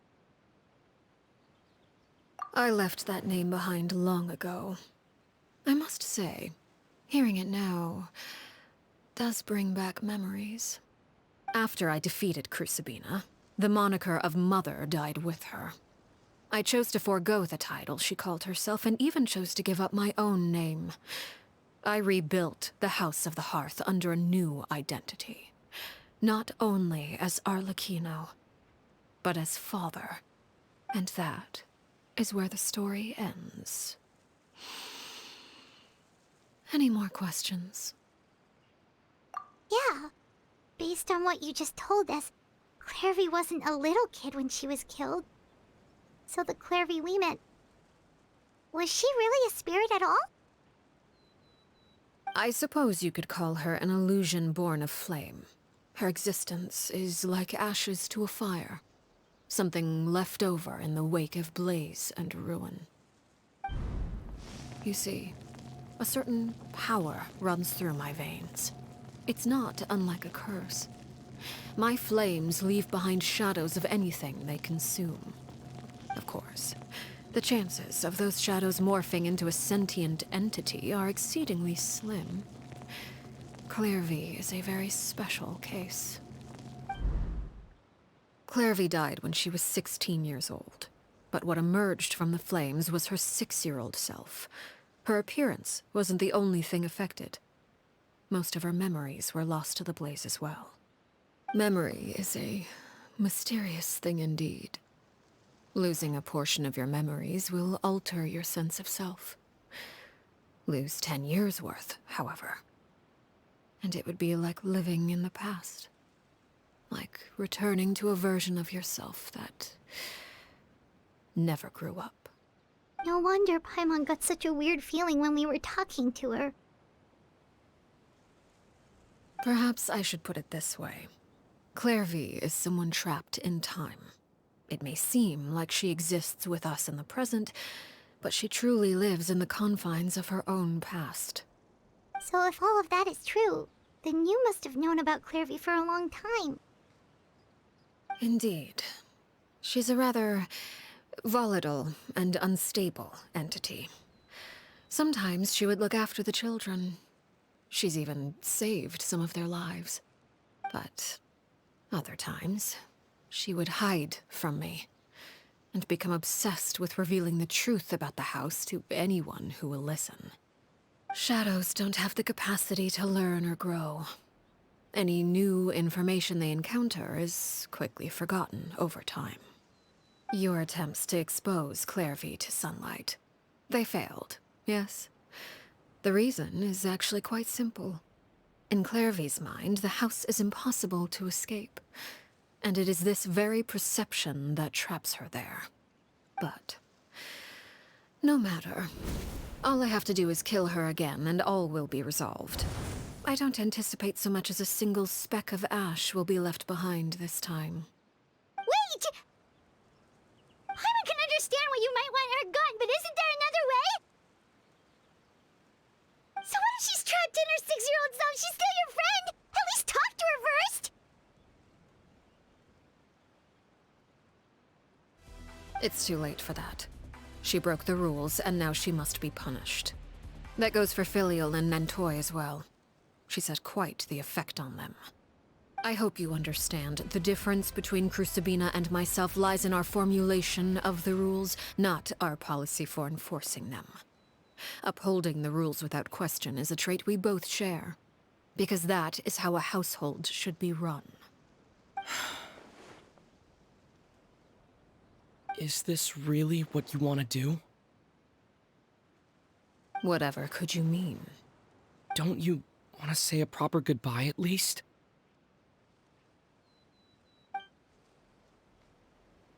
Whether as a killer or as a father, there are two things that must be avoided at all costs: anger and sorrow.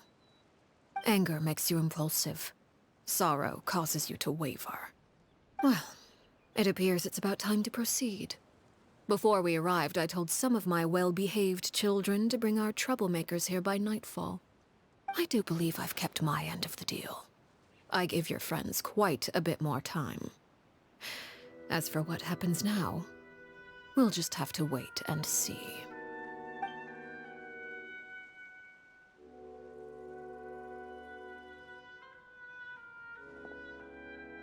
Here they are, Father. You gonna execute him? Seeing something like that would actually be a first for me. Lenny! I'm sorry. I heard about how you helped buy us more time. But I still failed. I couldn't find a way to fulfill her wish. Huh? Are you... Perry? Indeed, it's been a while, Clairvy. Perry! Shh. Stay right there. I'm sorry to postpone our reunion, but first I believe certain scores need settling.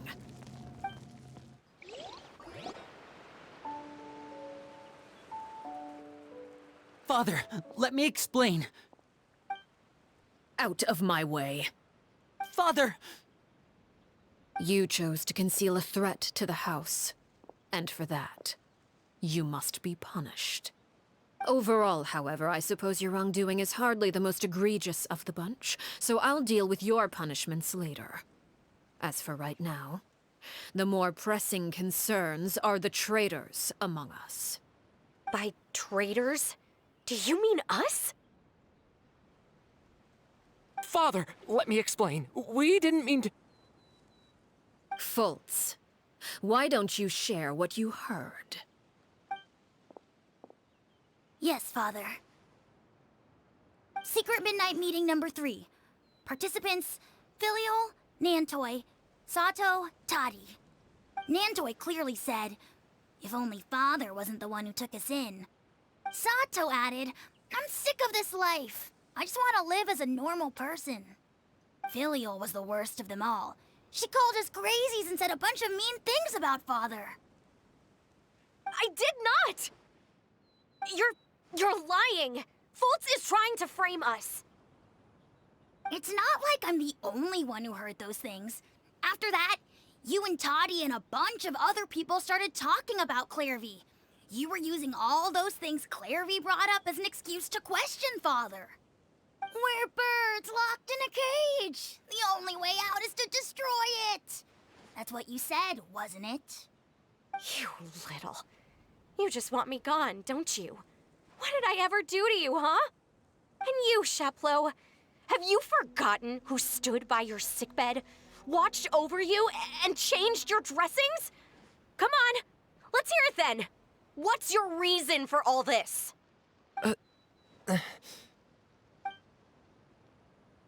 You're wrong, Filial. We don't want you to die. You're our family.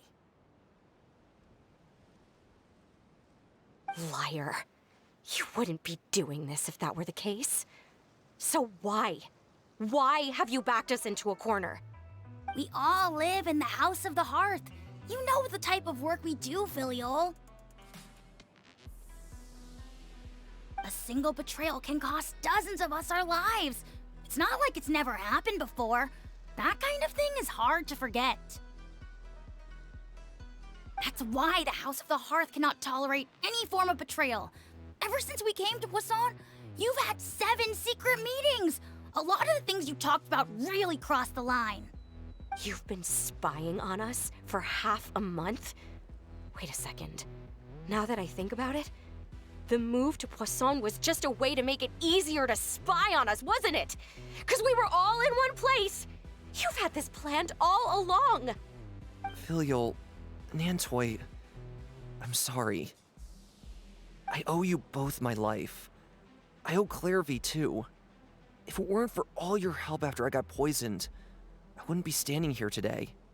If this were any other situation, I would do anything to repay that kindness, even if it cost me my life. But rules are rules. I'm sorry. My hands are tied. Why?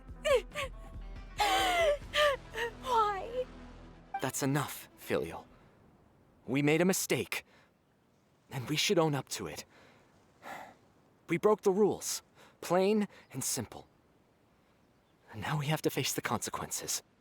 I'm sorry, Chapleau. Fultz. I'm sorry, Father.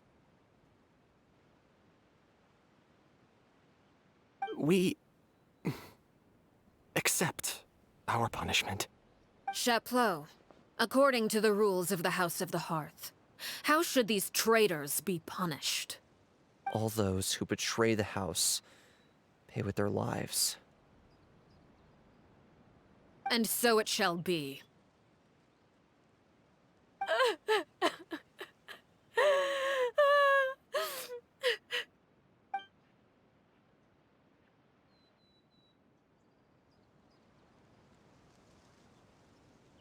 Father, please wait! Something you want to say, Linny? Please reconsider, Father. What Filial and the others did, does it really count as betrayal? We all come from broken families. From the very first day we joined the House of the Hearth, we wanted nothing more than to make it a real home. But the truth is, none of us know what a real home should look like. I'm not saying I have all the answers. All I know is this. Killing Filial and the others may uphold the rules, but doing so will only bring us further away from being a real family than we've ever been. So please, Father, please reconsider. I agree with Linny. Father, please. Linny, you...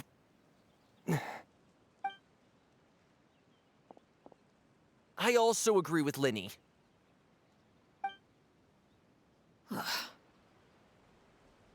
An order once given cannot be rescinded. However, given the extent of your determination, I suppose we shall have to go about this a different way. Draw your weapons and face me. Our weapons? Father, are you referring to a duel? Precisely. The rules of the house will not be altered. Traitors must be punished. However, resolving disputes with a duel is also one of our rules, one that also applies to me. Demonstrate a sufficient showing of strength, and I shall offer a concession. Wait. Beat Father in a duel? Impossible. Father is way too strong, even for Linny.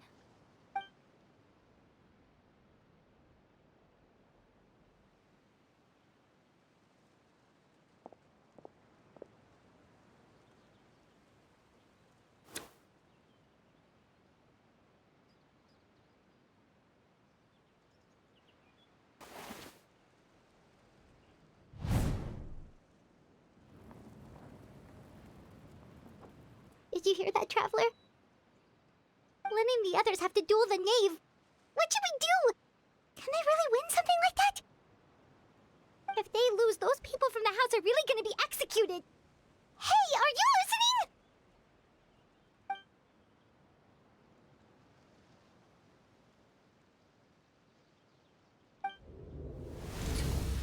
Don't you want to say a proper goodbye at least?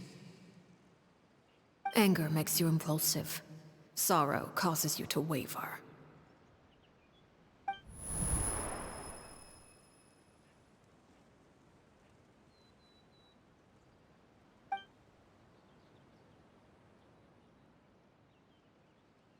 Oh. Looking at that expression on her face, she seems really serious about this. Guess that means there's no chance she's throwing the duel on purpose, huh?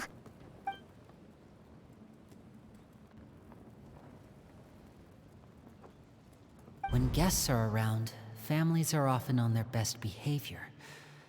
And any disputes are less likely to escalate. When the time comes, make the choice that you deem most appropriate in the situation, and lend your help to the House of the Hearth. What's wrong, Traveler? Hey, where are you going? Traveler?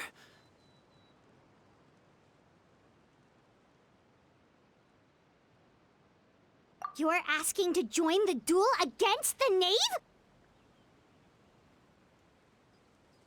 I'll allow it. We do have a ready-made dueling ring at our disposal, after all.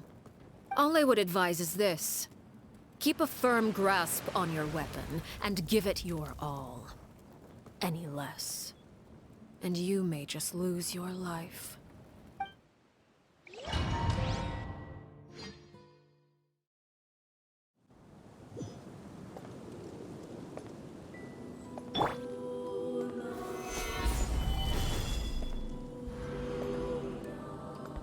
Closer now.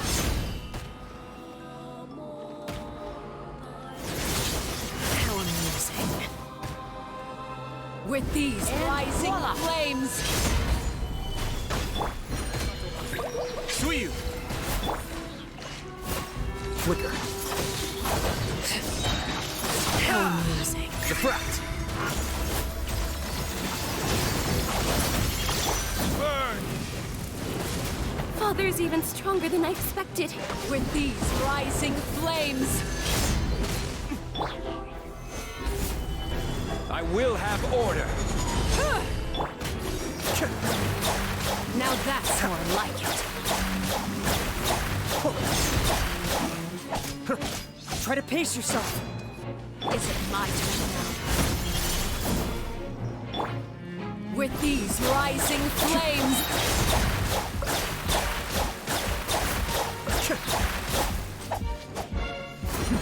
The depths beckon! Watch out for Father's movements!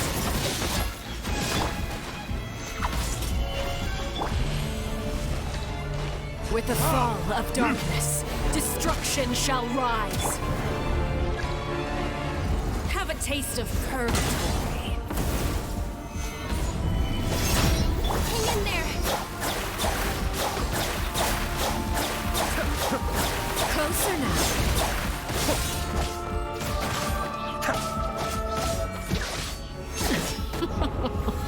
Look at you. Trapped like a bunch of helpless animals. If I really have to draw my blade, then...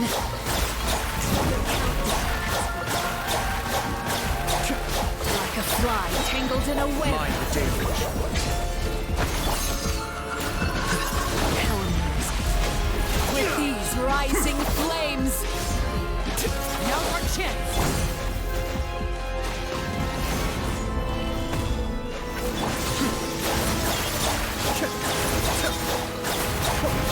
How amusing.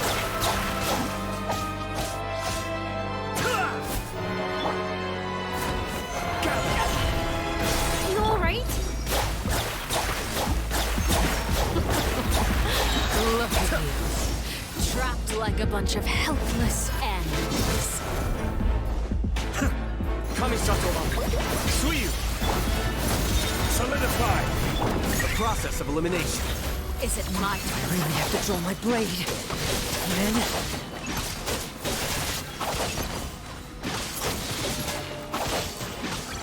With these rising flames. Gather! Not bad. You've proven to be a worthy opponent after all. Now's our chance. Not bad. You've proven to be a worthy opponent after all. How amusing. I need more... Stabilize! Not bad. You've proven to be a worthy opponent after all. Hang in there!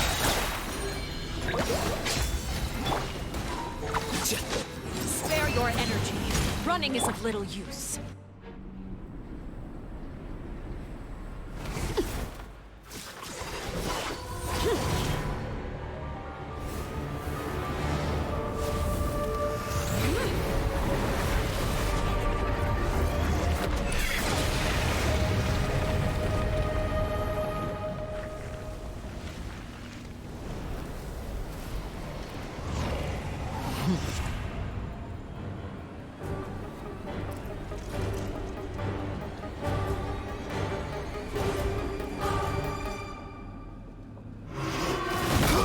You shouldn't see me like Who's next? this.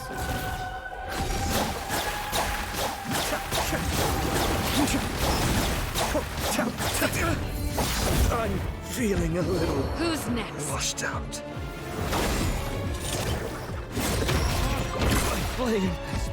Who's next?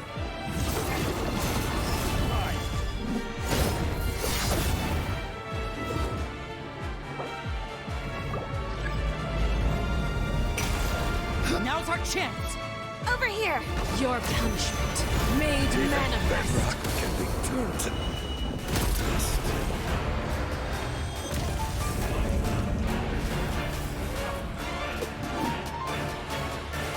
Flicker.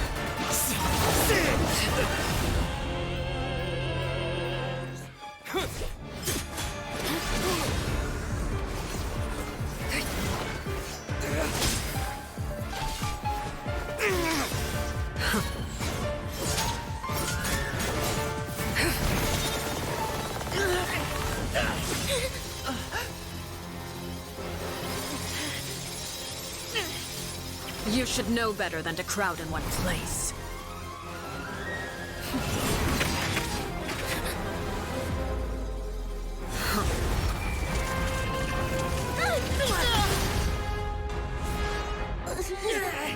Oh, I know.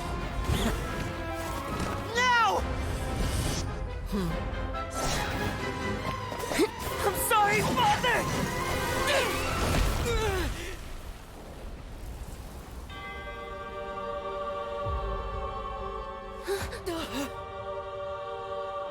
Sorry for what? This pitiful excuse for an attack.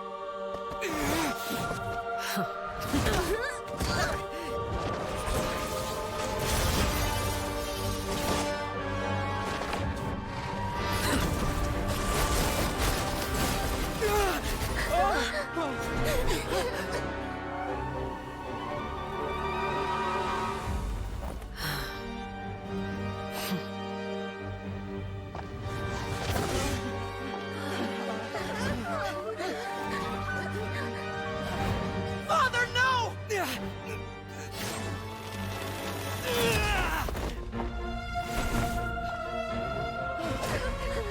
Made it out, did you?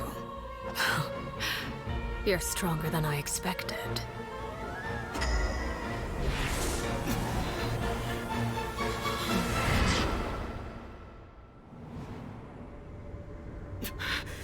A crimson moon? I can't move.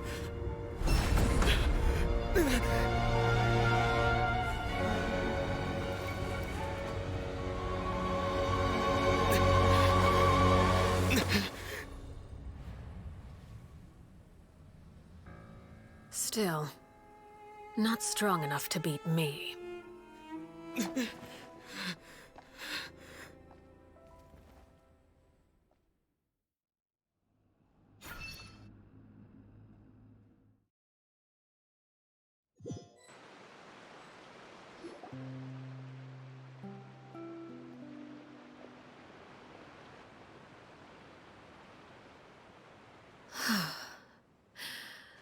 I believe we can end things here.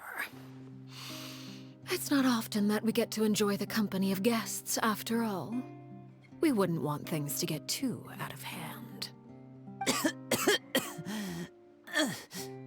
Brother, are you all right?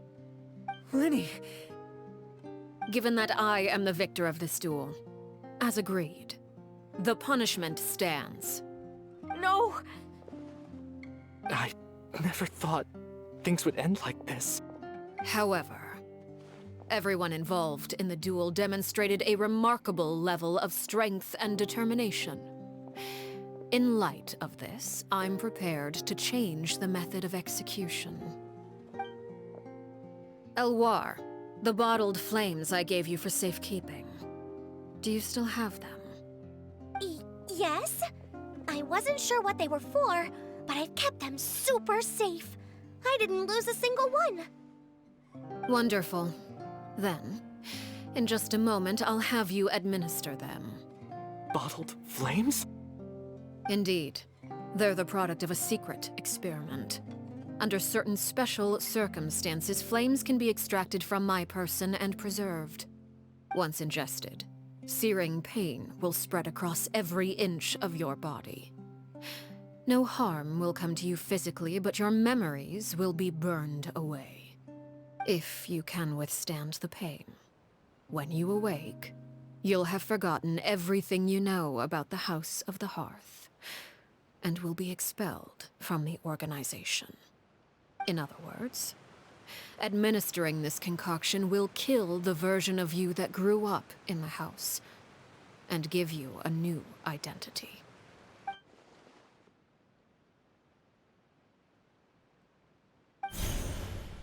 Memory is a mysterious thing indeed. Losing a portion of your memories will alter your sense of self.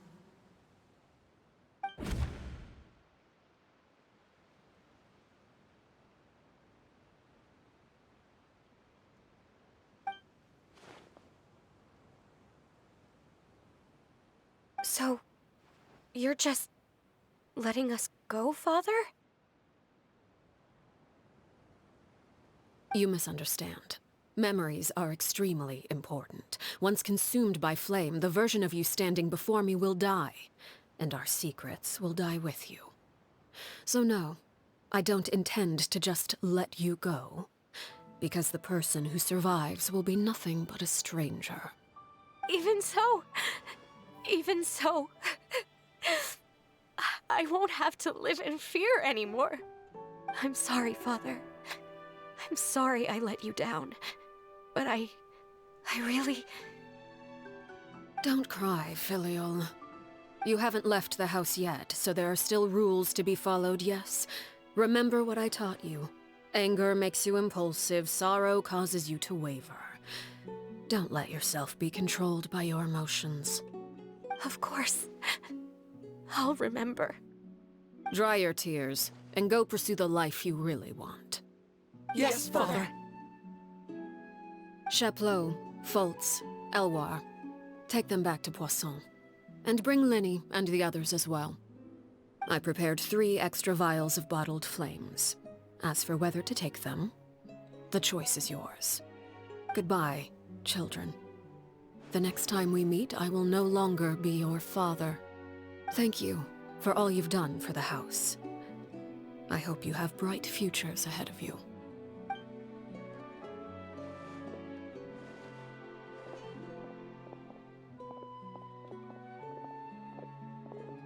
Father.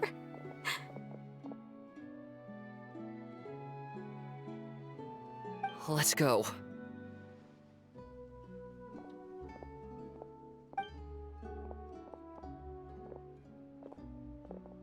Here, grab my arm, Linny. I'll help you walk back. Thank you.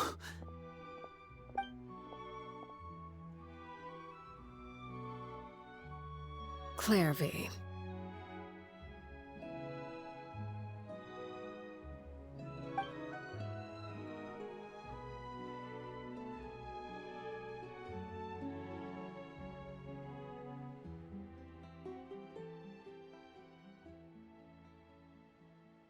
Can we talk now?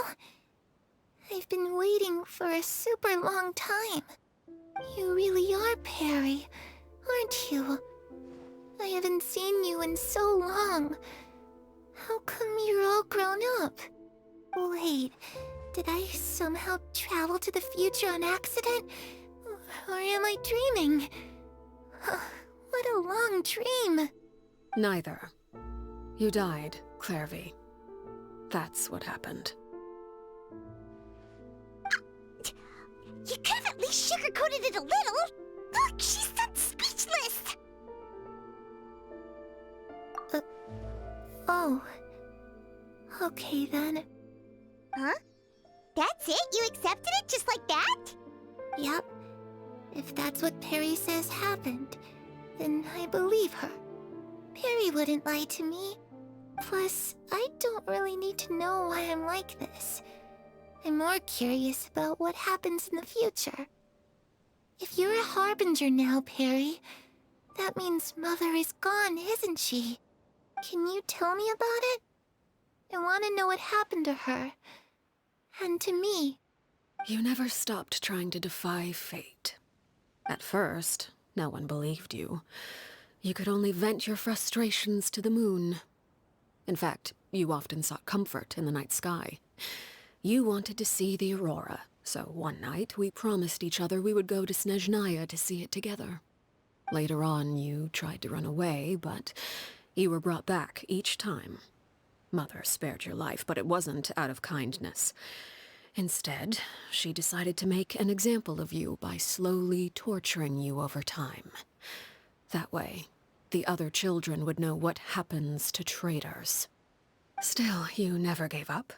Mother hoped that through ruthless duel after ruthless duel, she would be able to crown an ultimate victor among the children she raised.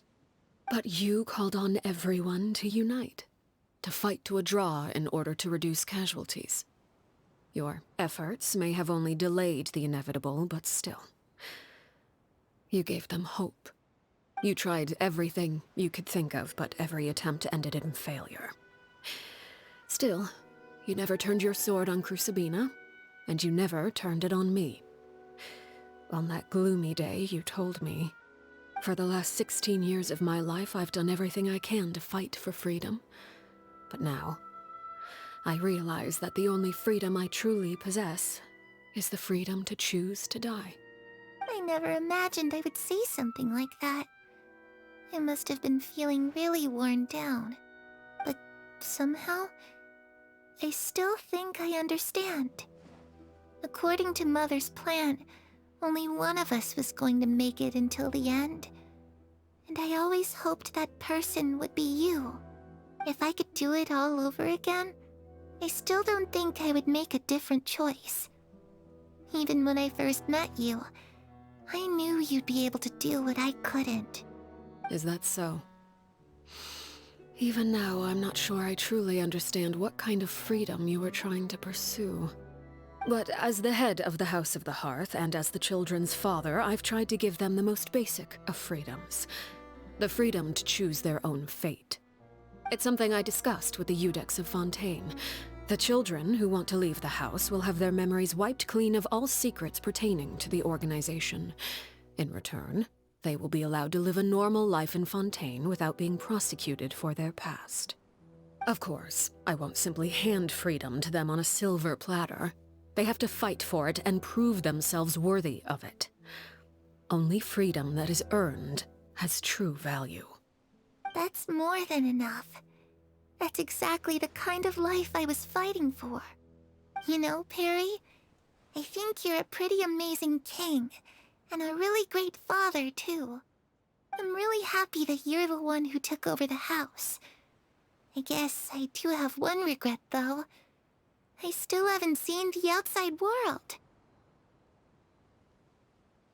Well, it just so happens that our dear guests over here have been to many nations and traveled to countless places. Perhaps they would be willing to tell you what the outside world is like. Really? Of course! We've traveled all over the place. We've got so many stories, we could probably talk your ears off for 3 days straight!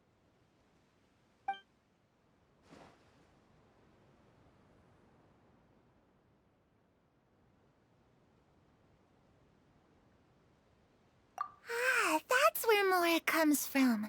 I never knew that before. If I had some Mora, I would buy 3 new dresses. One for me, one for Perry, and one for Mother. It's just too bad Perry doesn't like wearing dresses. And Mother, she probably wouldn't accept something like that either. I guess I'd just have to keep them all for me then. I could wear a different one every day.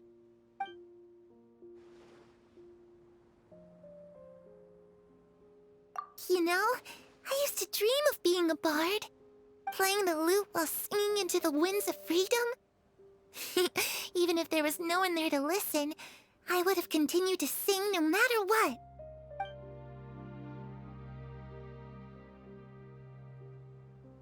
Those yokai you mentioned, what do they look like? I once saw a drawing of this one guy with horns on his head and a super scary face. Are there any yokai like that? Oh, sounds like you're talking about an Oni. Yep, we've met one, and let Paimon tell you, they're not nearly as scary as they look.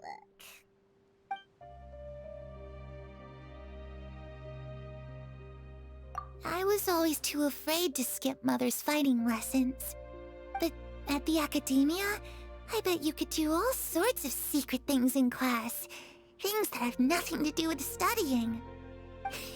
I'm just kidding. Being able to study whatever you want without having to fear for your life actually sounds pretty great.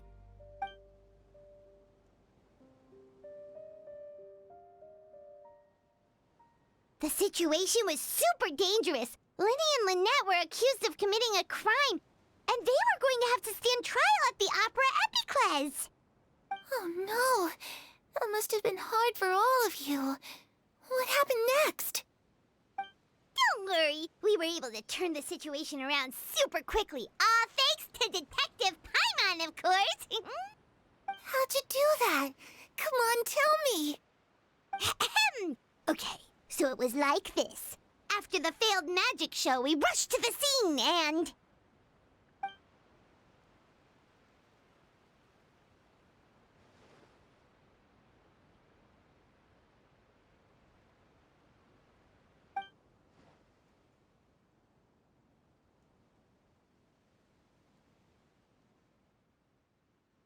Shadows don't have the capacity to learn or grow.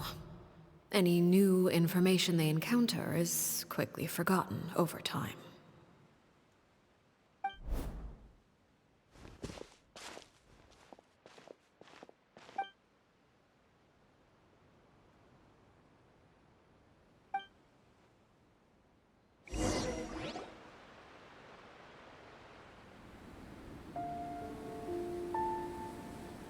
Clairvy, you've worked tirelessly from the shadows to overthrow the House of the Hearth.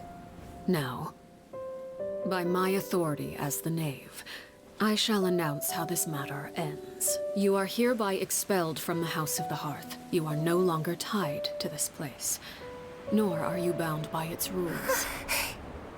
You're saying that I can finally leave? I get to experience the outside world as well? Oh, I almost forgot. There's no getting older for me. Still, seeing who you grew up to be makes me really happy, Parallel. Take care of yourself. Goodbye. May we meet again someday.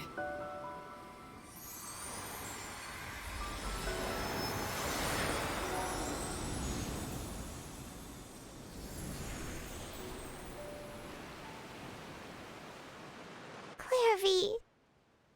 She left so soon. Paimon didn't even get to finish her story. I also have certain sentiments left unsaid. I wanted to tell her that the aurora I saw in Snezhnaya was just as beautiful as the ones in the pictures. But a shadow's memories reset at dawn. Had we delayed any longer, we wouldn't have had the time to say goodbye. Whatever regrets may linger, let them be lost to the coming of a new day. Father? It's Linny! Hey, Linny!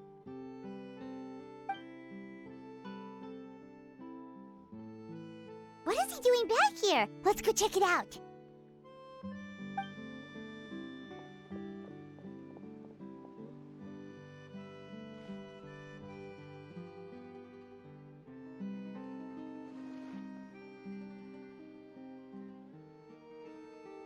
Father, the bottled flames have been administered. Filio and the others have left the house. And you? What have you decided? Thank you for giving us that choice, Father. But we never wanted to leave the house. It's the only home we've ever known. Lynette and Fremine feel the same way. They're recuperating back at the Hotel Bouffe d'été. But I decided to come back and tell you where we stood. I'm sure you're well aware of the expectations I have for you. I want you to follow in my footsteps and become the next king of the house. Yet you seem to have different ideas. I must admit, I'm rather surprised by your decision to stay. There's nothing wrong with choosing to live a quiet life. Leading this organization is a heavy responsibility, one not so easily carried by someone forced onto the throne. I just never understood what you saw in me. What made you believe I was deserving of that throne? You're brave, talented, and, most importantly, you cherish your family. You would do anything to protect them, even if it costs you your life.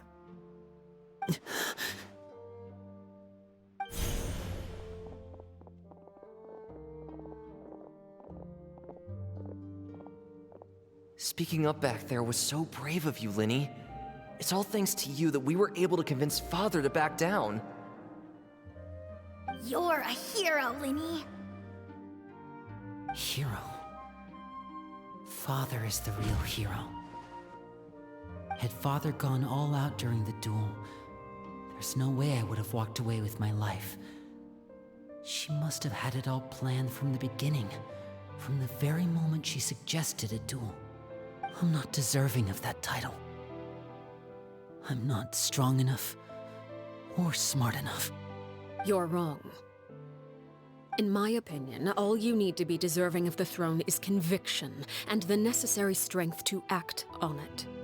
We may have different ideas of what it means to be a family, but you can hardly be said to lack conviction. What you truly lack is strength. For someone of your talent, though, that's something that will come with time.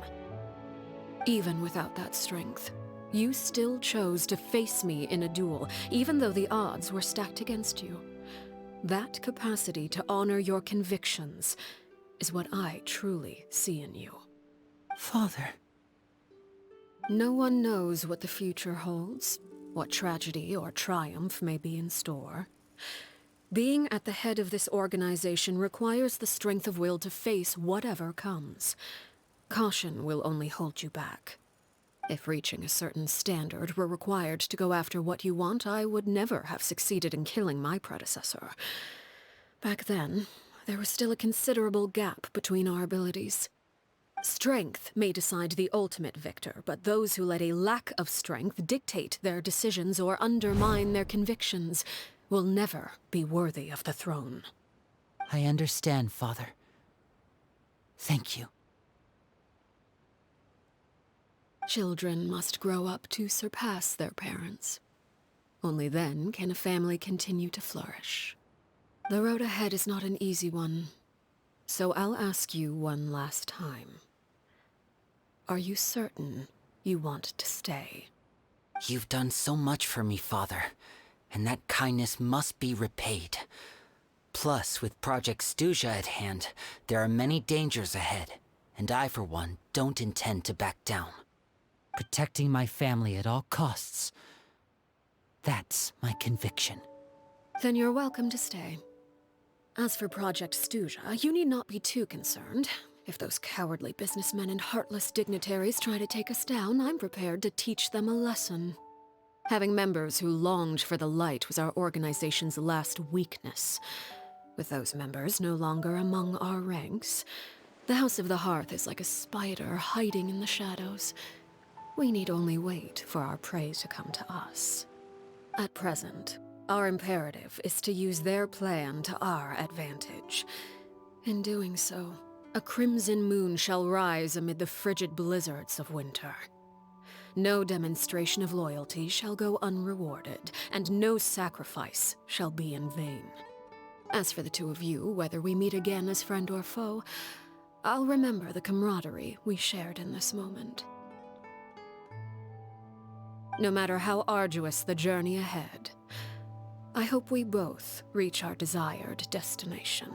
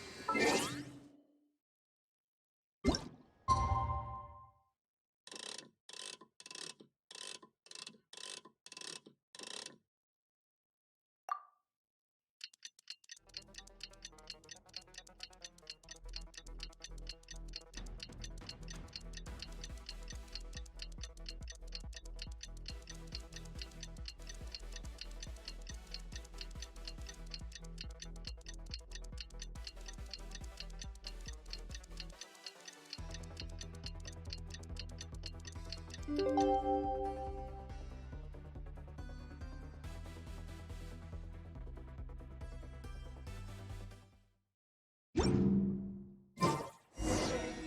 Linny say that Lynette and Fremine were recovering at the Hotel Bouffe d'été? Oh, Paimon wonders how they're doing. Maybe we should go check on them.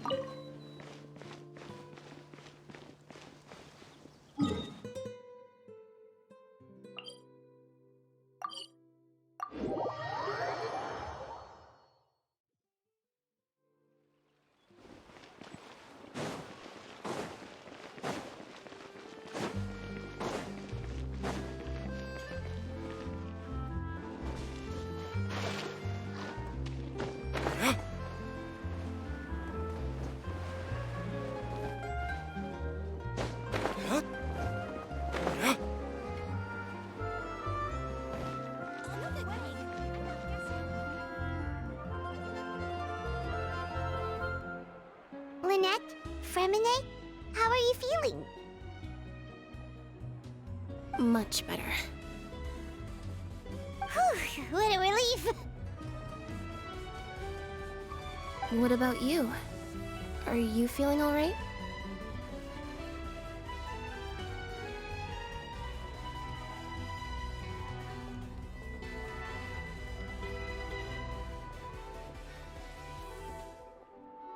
I knew you'd come out unscathed. Us, on the other hand, well, we've been bedridden for 2 days. I couldn't even turn over.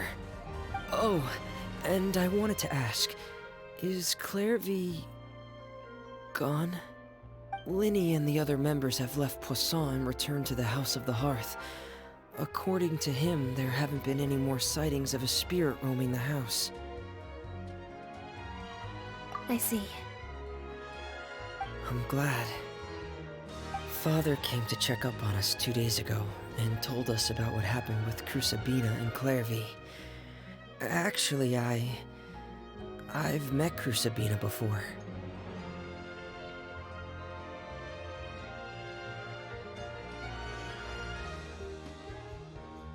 Wait, what?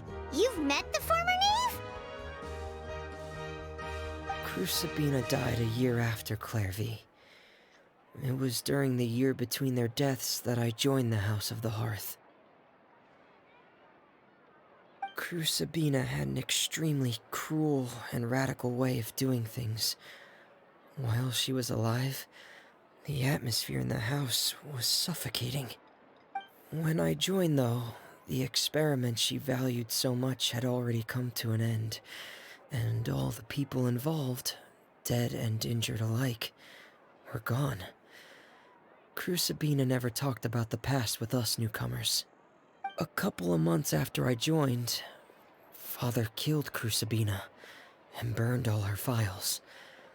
With that, the names of all the people subjected to her experiments, Clairvy included, were lost to the flames, along with the painful memories they represented. Father took in Lenny and me a couple months after that, but she never mentioned anything about Crusabina or Clairvy. It really seems like something she was planning to keep to herself. The last time you talked to her, did she mention why she kept it a secret for so long? She said she didn't want us to be affected by the darkness of the past. She was worried we'd develop a false sense of gratitude towards her if we knew about it. The foundation of a family should be free of any corrupting influence. Whatever happened in the past, it has nothing to do with who we are now. And that's what Father told us in the end. But I still thanked her for everything. It was only after hearing about what Crusabina did that I finally realized how insignificant our lives could have been. The members of the house meant nothing to her. To say that she valued them in any way, even just as a tool, would probably be giving her too much credit. If Father hadn't taken over the House of the Hearth, I probably would have already... Father rarely brings up the fact that she saved us. She doesn't believe that being indebted to her should be what ties us together. But Even if we didn't owe her anything, we would still choose to stay. Because this is our home. We may have arguments or times when we feel wronged. Some people may even choose to leave. But as long as Father is here, we will always have a home. Whether the path before us is bathed in sunlight or shrouded in shadow, we'll follow Father wherever she chooses to go. So I wanted to say thank you for helping us make it through this crisis. Without your help, we could have lost a lot more along the way. Oh, we didn't do anything, really. Of course. You're welcome anytime. Are Filial and Nantoy okay? I actually saw them at a cafe this morning. They didn't recognize me. From what I could tell, they were drinking coffee and talking about one of the operas that started running recently. They seemed happy. If I had to take a guess, I would say they finally found the kind of life they always wished for.